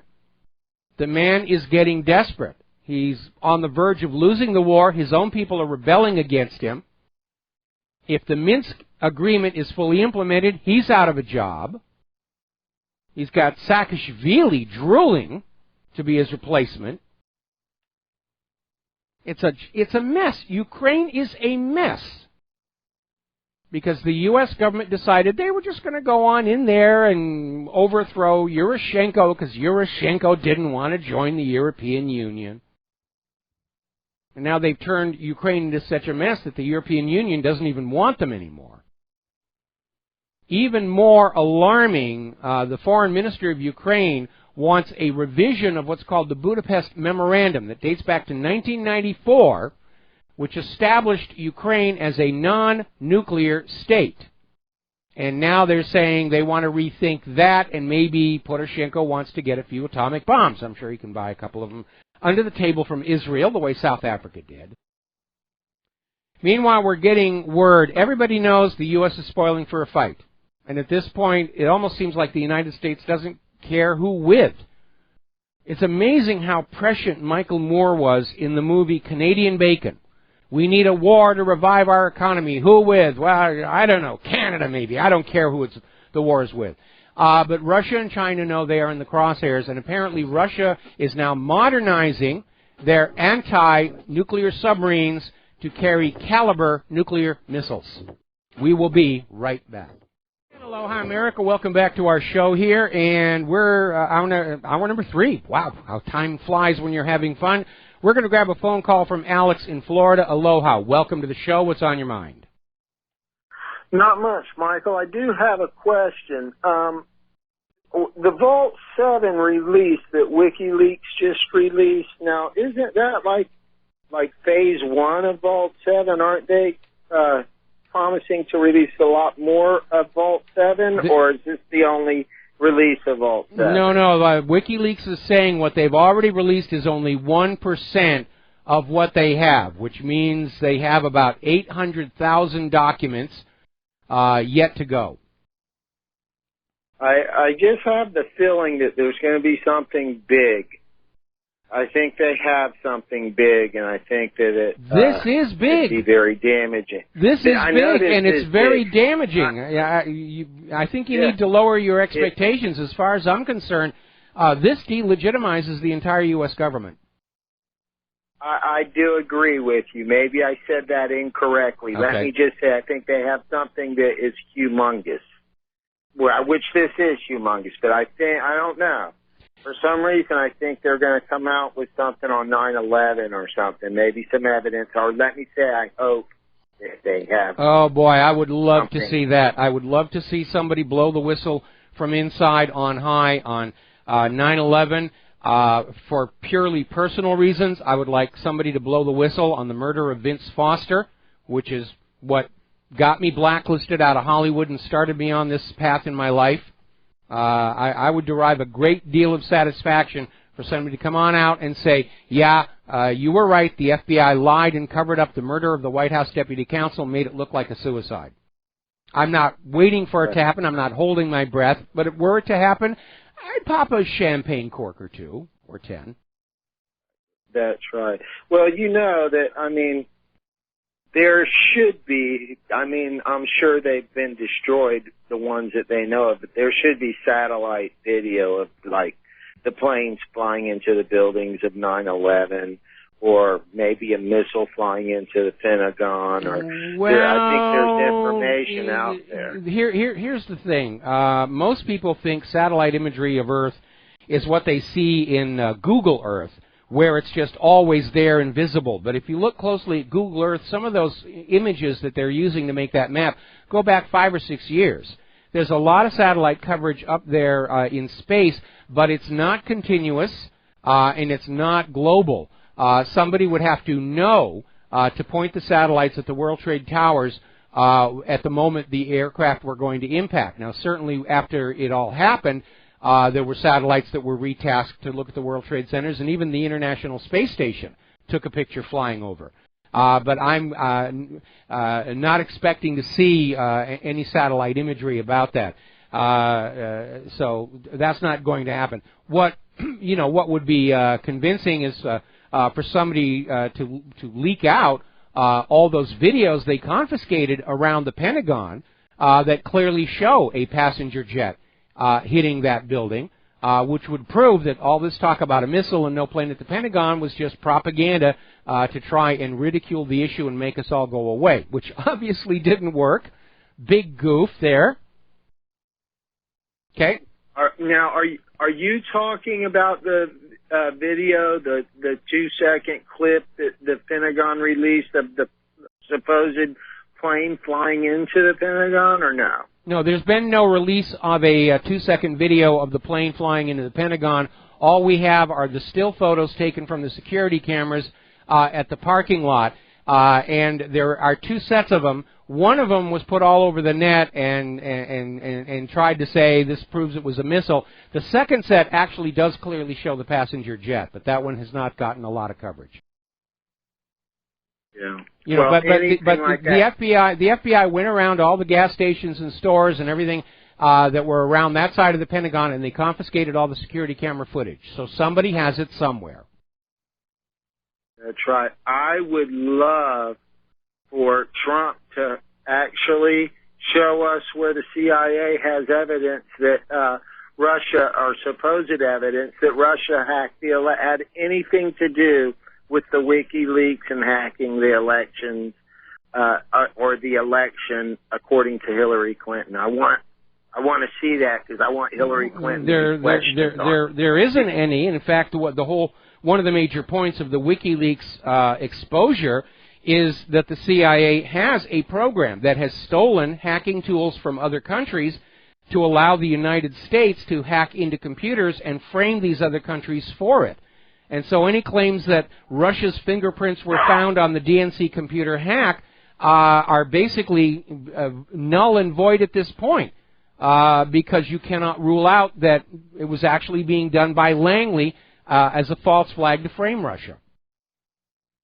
That's right. And it's Hillary Clinton that started that claim that it was Russia. It was Hillary Clinton. We need to bring her little face to the TV screen explaining herself. Why you said that. There's no evidence. Why did you say that? She'll just say that one of her underlings said it to her, and she trusted and believed him, and then she'll just dump the mess on some small fry. Maybe she'll claim Brian Pagliano told her, and since nobody seems able to find him, that would be the end of that evidence trail. Yeah, she sucks. She has so many of these Democrats bowing to her. It's pathetic that they believe that garbage that she has spread. It's garbage. She has been she ran her campaign as a personality cult, just like Jim Jones in Guyana or the founder of Scientology, L. Ron Hubbard. It's a personality cult. And once you have people trapped in a personality cult where they're worshiping that personality, they are oblivious to any facts that don't fit in with that worldview. They're fanatics. Yeah, it is. It's unbelievable. And the guy that started Rachel Maddow, I forget his name. With MSNBC, and he got let go. He was with ESPN. Oberman. Yes, Keith Oberman. The biggest trash on the internet. I can't believe he's there. You think Michael Moore's bad? Oberman's horrible. He has brain dead people believing what he's saying about Russia. I don't know that his numbers are all that good right now, and of course at this point we can't even really trust the viewership audience numbers of the corporate media because they've already been caught artificially inflating their social media followers, artificially inflating their website clicks. It may be that hardly anybody is still watching them, and they're just maintaining the illusion that they're getting the propaganda out there so that their financial masters don't stop signing those paychecks. Anyway, Alex, I got to let you go. We got a bunch of people waiting on the phone and a lot of news to cover. Lynn in Tennessee, aloha. Welcome to the show. What's on your mind? Like, switch gears here a little bit. In the past, you have many times mentioned that you thought that the mayors and other officials in these sanctuary cities should be charged under Title 8 of the U.S. Code. Yes. I looked up the Department of Justice Criminal Resource Manual, and looking over the list of offenses, it seems to me that, what you're saying has a lot of merit. However, I'm not hearing this from many other sources, if any at all. I'm wondering. Well, we're ahead of the curve. Well, I'm wondering, and I've been thinking about this for a while. What if a White House petition demanding the arrest and prosecution of these officials were started? And what do you think the effectiveness of such a petition might be? Well, if they got over the 100,000 signatures, it mandates a response from the White House, and that would put Trump on the spot of either saying, I will enforce the letter of the law, or I'm going to allow these mayors, by virtue of the fact that they are mayors, basically thumb their nose at the immigration law. So by all means, start such a petition, okay? All right, thank you. All right, thank you. We're going to take one more phone call, then we're going to close the phone lines. Glenn in Philadelphia, aloha. Welcome to the show. What's on your mind? Hi, Mike. CNN has taken notice of the format of these day without protests. Yes? They're a little tired of the some of the flack they've been taking lately. So in the spirit of letting us know how dependent upon them we are for our knowledge of truth in our daily lives, CNN is mounting on the 13th, Monday, going into a new week, a day without CNN boycott protest. And they're going to run Leave It to Beaver reruns all day and link their webpage to Drudge. I think that's going to backfire horribly. I was a big fan of Leave It to Beaver. What? That'll show us how much we really need them. Yeah, it certainly will. I was a big fan of Leave It to Beaver. Yeah, that's a good reminder of saner days. Yes, absolutely. Boy, sanity seems like such a far-off concept right now. And not just sanity, common sense. What happened to just common sense among people? It's just been eroded away with all this liberal political correctness. Keep us all confused and not sure what we think and what we know. It's time for us to just sit down and have a little soul search and say, this is what I think is right, and I'm going to stand by it, and nobody else is going to talk me out of it. Get back our own sense of identity and what we think is moral and right and just, and common sense. That's all I'm asking for. I'm not asking for a lot from you. Just return to common sense. Okay? Well, we live in a culture of people who have a lot of gut and spine problems. So. All right. All righty. All right, thanks an awful lot. We're going to let you go. We're going to close the phone lines for a bit because I'm way behind on the talking points. And, yeah, boy, it's out there. Now then, article that came out of Blacklisted News. It's a follow-up. A while back, there was an article of admitted false flag attacks. And it was a collection of some 44 cases where government officials had admitted there were false flag attacks used to start wars or push some other kind of agenda. This latest entry at Blacklisted News, the list has now grown to over 60. So you need to understand that false flag attacks are a reality. You are controlled with lies, fraud, and deception, and it's always been that way. So this brings us to this current screed where we're being told that North Korea is getting ready to attack Hawaii. And again, looking for what should be there and isn't. I have to wonder why. We have a huge Korean population on this island. And it's true the command control communication for the Pacific Fleet still goes through Pearl Harbor, but all the really major weapons are over at Guam. Now, maybe somebody friendly to the U.S. agenda would flip off a nuclear missile from the Western Pacific that would miss Oahu, but provide a really spectacular mushroom cloud on the far horizon for the tourists to take picture of, and then, oh my goodness, we're off to war with North Korea. And of course, this dovetails with that story that just came out of memory about how Russia is burying nuclear mole missiles along our coastline for a surprise nuclear attack with no warning, which, by the way, I remember reading that in a science fiction book some years ago about how they had a submarine that could just drill a missile silo into the seabed, which is an engineering feat I would like to see. Apparently, 3 members of Osama bin Laden's family have died in a suspicious plane crash. They're claiming the pilot became overwhelmed as he approached Blackbush Airport in Hampshire. And I don't know. It sounds to me suspiciously like wet work. Now remember, Osama bin Laden's older brother, Salam bin Laden, was business partners with George W. Bush in a failed venture called Arbusto Energy. And Salam bin Laden also died in a small plane crash. Now, more and more people are beginning to look back at what happened at Abbottabad and realizing that was not Osama bin Laden who was in that building. And they're wondering what really happened to Osama bin Laden. Well, we all know he died in December of 2001 of, I think it was Marfan syndrome. He was very, very ill. And, of course, all the created bin Ladens since then get younger and younger and healthier and healthier. And even Wikipedia, in their article on Osama bin Laden, they're using one of the faked photos. That isn't really a photo of the real Osama bin Laden. It's one of the manufactured fakes. So maybe these 3 members of the bin Laden family were getting ready to go public and say, yeah, all these modern bin Ladens, Osama bin Ladens, they were all fakes. Wasn't him at Abbottabad.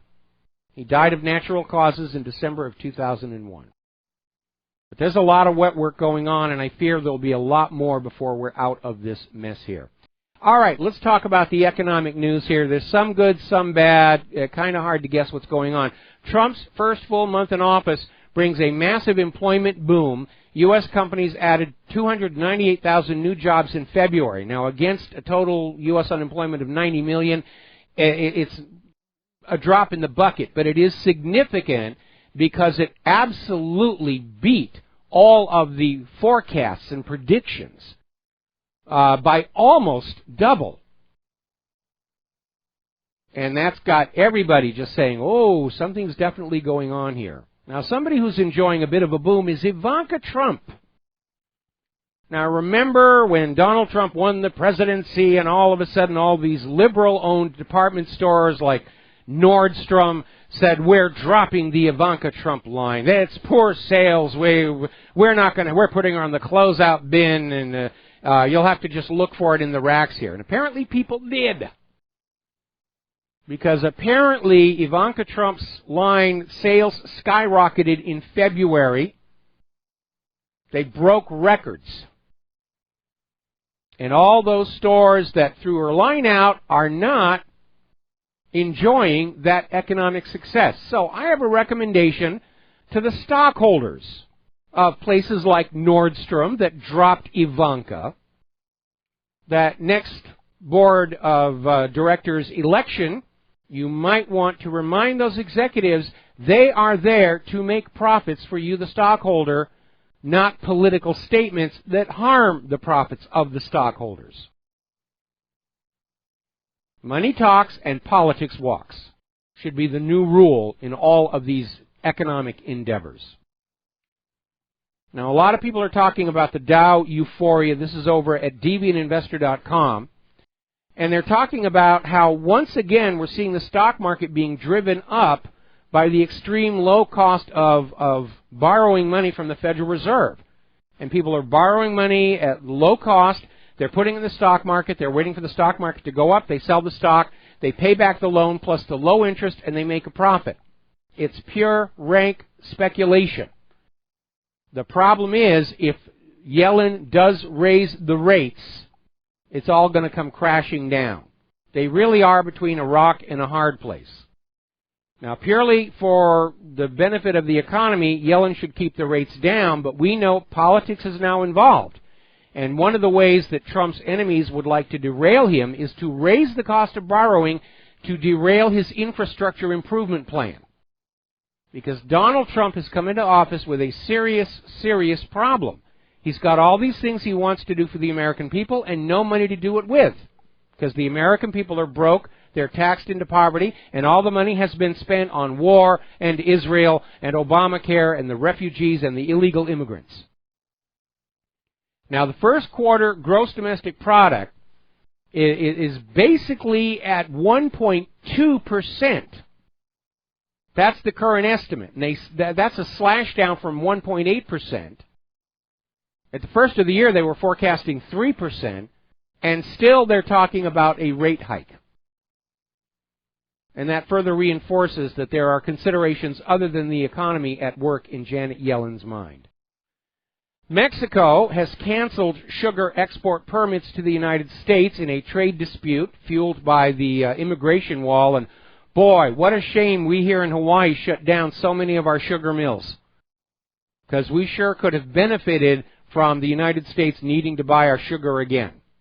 But water under the bridge, or sugar cane under the thresher. Got to take a break for commercials. We will be right back. Aloha, America. Welcome back to our show here. And the German economy is dealing with a crisis over there. Their automakers are getting into the same degree of difficulty as American automakers. They're producing cars. Nobody's buying them. You cannot expect the people of a nation to buy the products that are for sale if you will not let them trade their labor for decent wages and salaries. And I do not understand this mindset in the United States where these money junkies are out there screaming about, driving down wages and salaries, and then they stand around wondering why nobody's showing up at their stores and restaurants to buy things. We need to return to that common sense approach to the economy that we had in Henry Ford. The best way to become prosperous is to make your community prosper around you. Henry Ford paid the workers at his car factory enough where they could afford to buy the cars they were building, and that became his best advertisement. It really was a car for the working class.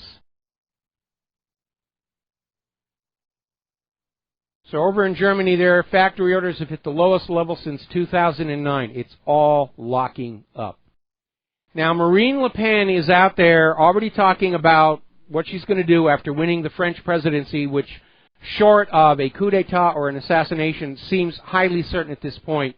And she is saying that France will reintroduce the franc. France will have their own indigenous currency, the franc, back again. It will be issued at the rate of 1 franc to 1 euro to avoid any kind of economic shock. Remember, Berlusconi was out there saying Italy should bring back the lira right now to operate in parallel with the euro because of the severe possibility that the European Union is going to collapse and that euro from the European Central Bank is going to be worthless. Sure, there'll be collector's items. There's now growing concern that the European Union's most recent Greek bailout may have been illegal, which would hardly be surprising.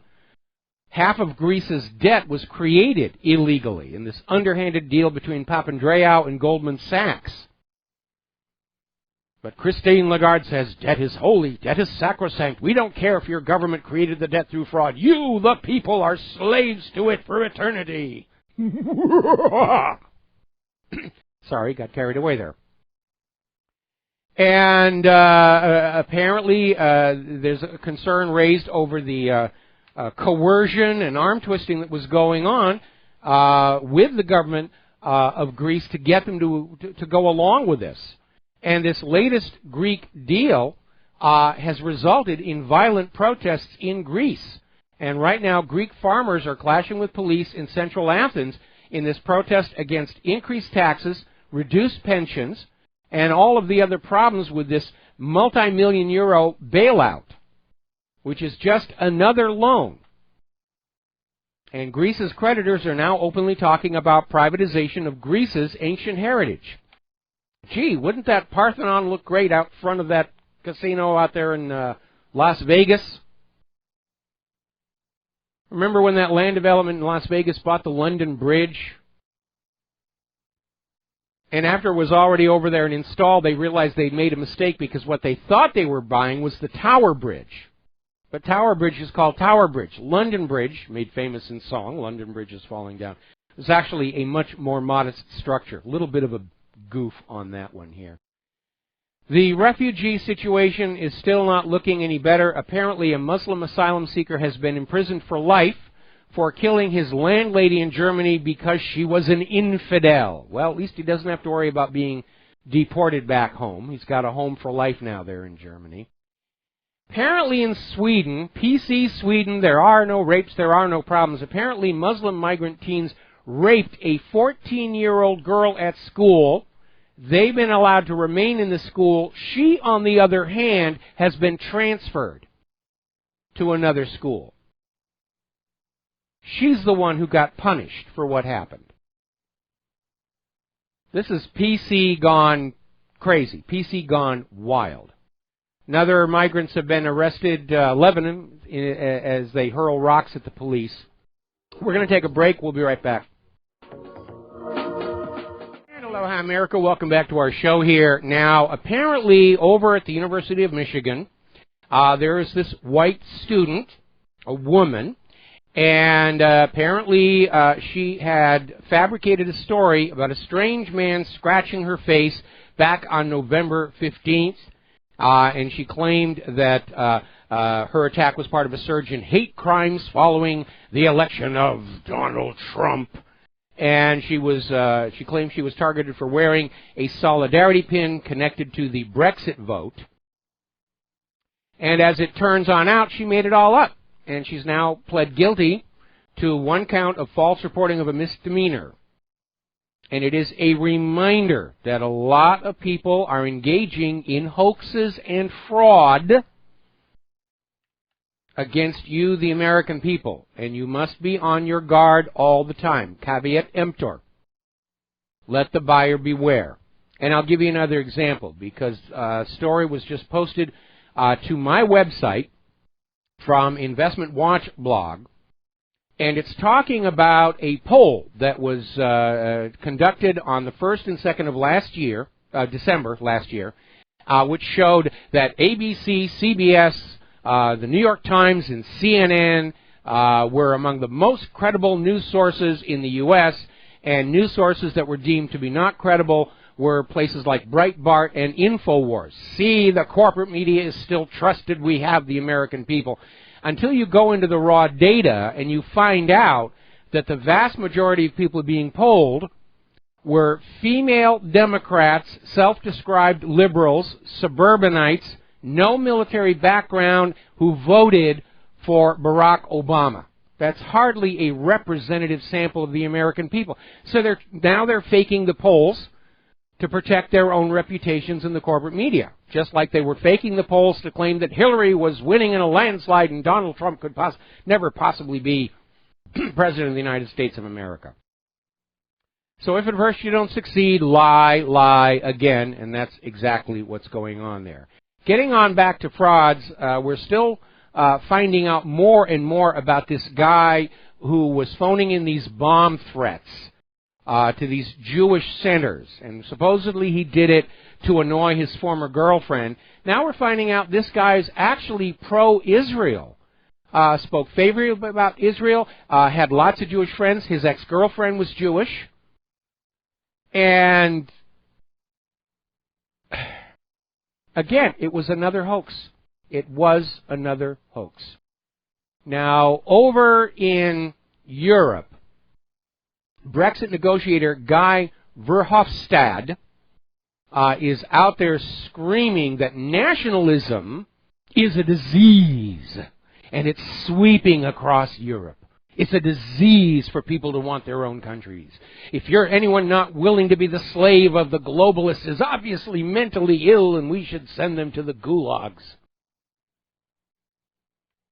How Stalin-esque of him. No, we're not mentally ill. We're looking at how all of this empire building has adversely impacted on Europe, how it's adversely impacting on the United States of America. We're employing our common sense, and common sense is not a mental illness.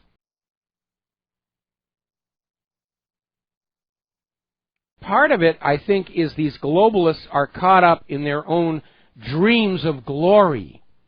They think it's so exciting that we're going to have a one-world government and a one-world private central bank, and they just can't comprehend that anybody wouldn't be just as much in love with this as they are. But again, if you go back and you look at empires, they're always built at a cost. Everyone looks at Emperor Qin Huangdi, the first emperor of United China, the guy who brought all these little areas together into China. He's got this magnificent tomb. terracotta army. They're still not going into the tomb yet. They're not sure what they're going to find in there. I hope they do while I'm still alive. I'd love to see what's in there. But when you read the history of how he accomplished what he did, a lot of Chinese people suffered horribly and died.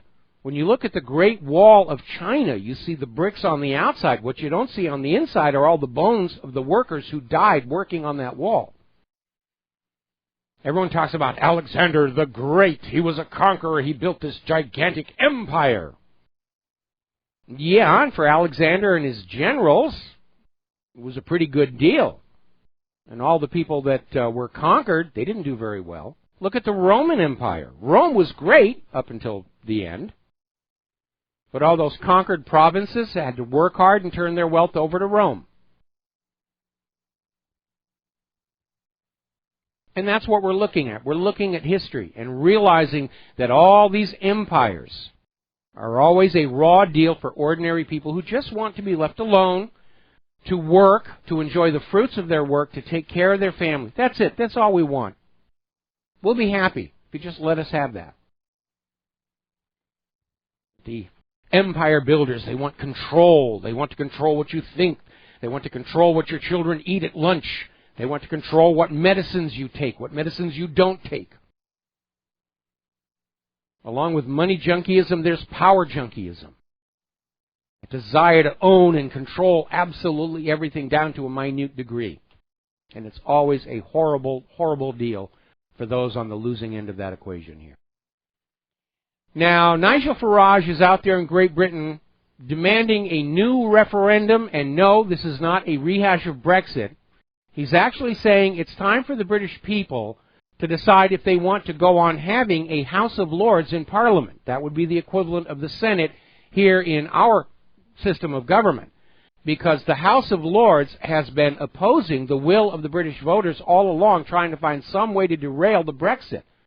And we look at some of the occupants of our Senate, like John McCain, there may in fact be merit to that idea of taking away from the ultra-rich and powerful a disproportionate share of authority within the government. So that's Nigel Farage's situation. As you know, during Secretary of Education DeVos' confirmation, Senator Al Franken, and I have a problem with him because when he was a comedian and he told a joke, we'd all laugh. Now that he's in the Senate and he tells a joke, it's a law. And Franken went after DeVos' lack of experience with public schools. And of course, Al Franken is opposed to school choice. He's opposed to the voucher system. He thinks everybody should go through the Common Core public schools. Turns out he himself never did that. He was sent to private school, one of the most exclusive private schools in the Minneapolis area, $30,000 per year, and that was back when Franklin was young. So it's okay for people like Al Franken to go to private school and get a really good education, but you serfs, you hoi polloi, you're going to go to Common Core, you're going to get your brainwashing, you're going to get your Michelle Obama lunches, thankfully that's going away, and learn how to be the great proletariat. Now, yesterday I mentioned briefly there's a new virtual currency out called Cloak Coin, and already it has been targeted by hackers. If you are going to avail yourself of this system, and I'm not making a recommendation one way or the other, but apparently the wallet software is now available for multiple download sites. And you should get it only from cloakcoin.com because apparently the versions being offered at other download sites come with built-in malware. In fact, that should be a general rule of thumb for anything that you're getting off of the Internet. When you do a search for something like the Adobe Reader, you'll get links to the Adobe website, and you'll get links to these other, we're a convenient downloading service, we'll provide all this stuff for you. And you should go to the source. Go to the people who actually make it, download it from them. Because a lot of software that is out there is being hacked based on WikiLeaks revelations, probably by the CIA itself. And we were talking about this tool that the CIA has developed where they will plug a USB drive into your computer and it will infect already installed, cleared by your antivirus software. And of course, another aspect of the WikiLeaks exposure is that all of the major antivirus malware software is rigged to ignore what the CIA is doing. The problem with that is the cyber criminals will find that out. How does the CIA's malware avoid detection by the antivirus? Well, we'll just craft our software to fit that same model. This actually happened with one of the earlier government malwares from the FBI called Magic Lantern, which was supposed to illuminate the dark recesses of your computer for the benefit of the FBI. And there was an agreement with the various antivirus companies that they were not going to report the presence of Magic Lantern. What happened? The cyber criminals took apart Magic Lantern and started making malware versions that would slip through the existing doorway for the FBI's version. And apparently the fact that all of our computers are now wide open to criminals is of zero concern to the U.S. government as long as they retain the option to peek into your private little world, steal your business secrets for their cronies, steal naked pictures of your significant other, or worse, your children, to amuse themselves with. This doesn't sound like a government of the people, by the people, and for the people. It sounds like a government by the spooks, of the spooks, and for the spooks.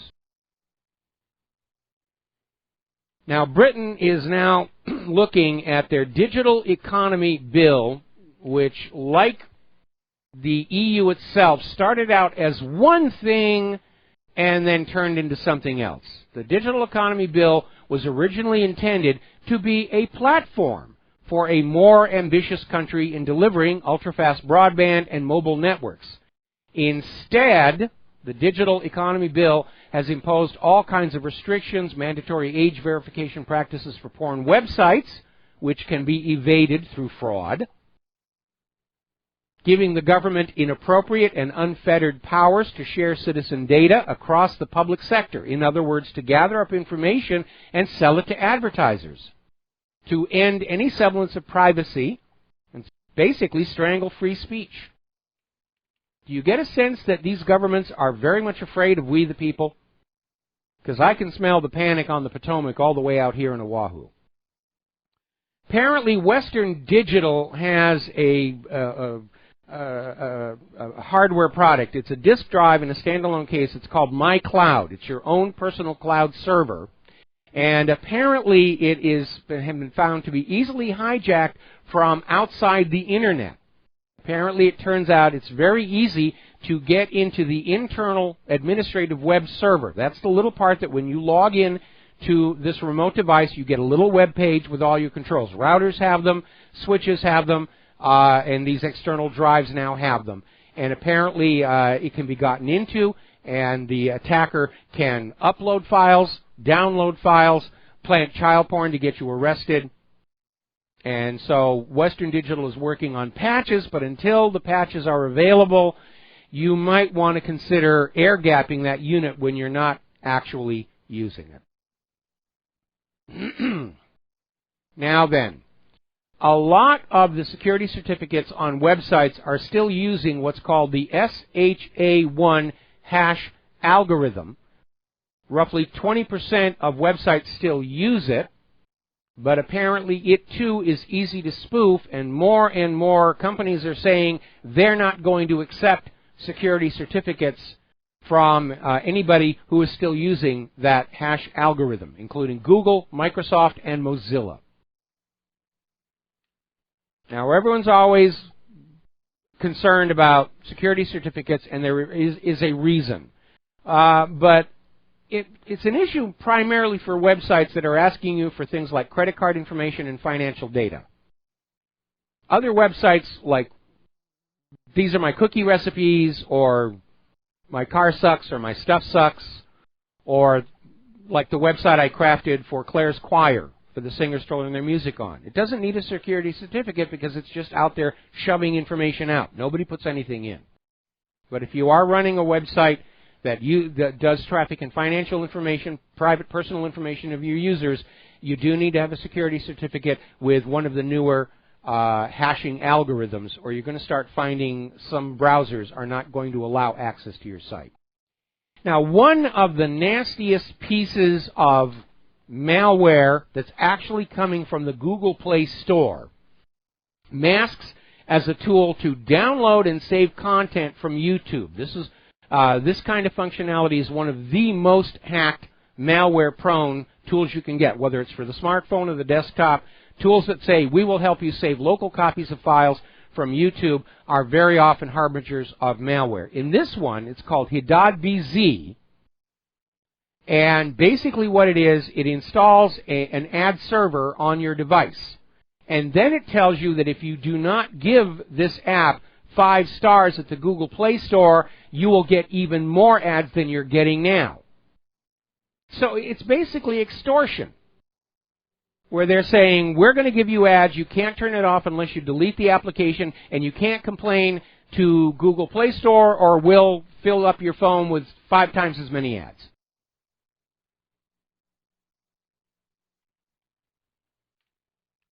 I have to be very honest. Many years ago, in the early days of computer animation, I worked in advertising because only TV commercials had the money to afford the $1 per running second of computer animation. And even back then it was a little slimy, but there were rules that advertisers followed. Some of them were rooted in common sense. You don't annoy your audience or they're going to turn off the message. Today's online advertisers seem to have forgotten all those lessons that were learned through trial and error through the early history of advertising. If I could find an angel to cover the cost of running this operation, I would be delighted to get rid of my advertisers, because some of them are abusive, intrusive, some have tried to foist malware on our readers, and I've got enough of a workload without having to constantly be looking over the shoulder and double-checking that my advertisers aren't changing things to take advantage of our readers. But in the end, any advertiser who annoys or angers the people they're pitching to, they've already lost the sale for their end client. And the end clients need to start looking at that and stop hiring ad agencies and ad providers that use these kind of aggressive, abusive tactics, because they're not going to get a sales return for their advertising dollar on that. All right, we're coming up here on a commercial break. We're going to be back with the last segment of our show today after these few words from our sponsors. Aloha, America. Welcome back to the show here, and I'm going to spend this last segment sort of recapping on the revelations from WikiLeaks' CIA data dump, which, taken together with Edward Snowden's revelations about the NSA, are basically waking Americans up to the fact that almost everything in our life has been turned into an asset for the government to use against us. Our computers, our TV sets, our tablets, our cell phones. There's the OnStar system in every new car where they could turn on the microphone, listen to you on that. There are those supermarket discount cards that track all of your purchases for a central database.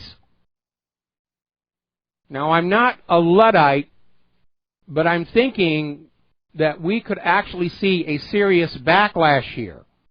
You've probably all heard the word sabotage, right? And it actually came from a worker revolt against automated knitting machines. When they were first starting to bring these large steam-powered knitting machines to make cloth with, and it put a lot of cloth makers out of work. And what they would do is take their shoes off and throw them into the works to break the needles. Now, in France, a shoe is called sabot, hence the word sabotage. Now, in this office, obviously, I have a lot of computer equipment. Outside of this office, I'm kind of walking away from it. I no longer have a computerized coffee maker. Thankfully, my Samsung TV is so old it does not have a microphone, and to be honest, Claire and I don't really talk about anything that interesting to anybody but Claire and myself. But there is a principle involved, and it's called that Fourth Amendment. The U.S. government is acting illegally, unconstitutionally, and illegitimately, and every American needs to start recognizing that. It's time for a zero-tolerance policy. If the federal government is not 100% in compliance with that Constitution and that Bill of Rights, They are not the legal government of this land. They are usurpers. They are conquerors. They are tyrants. They are dictators. And now we are all starting to see it. Faction fights are breaking into open public view. The justice system is discrediting itself with its rulings on immigration and its free pass to Hillary Clinton's Title 18 violations. I really do see very strong parallels between what is going on in the United States today and events in the former Soviet Union in the months leading up to its complete collapse. So, whether we're going to have a Soviet collapse or a civil war in the streets, or if they're going to start a real world war that this nation ultimately will lose, we're looking at some very challenging times ahead. Talk to each other, real world. Start reestablishing a sense of community with your friends and neighbors, because you're going to need it for the coming months. There's the music. Time for me to get on out of here and get something useful done this afternoon. We'll be back tomorrow here on the Republic Broadcasting Network. The Lady Claire is promising she'll be here in hour number 3 of Friday. So until tomorrow, stay informed, stay skeptical, make good choices, share what you know with everybody that you know. Take all these stories about the CIA WikiLeaks files and Obama spying on Trump and just spread them all over social media and your email. We've got to keep pushing on this story until we force the corporate media and the government to deal with this. We'll be back tomorrow. Aloha, America.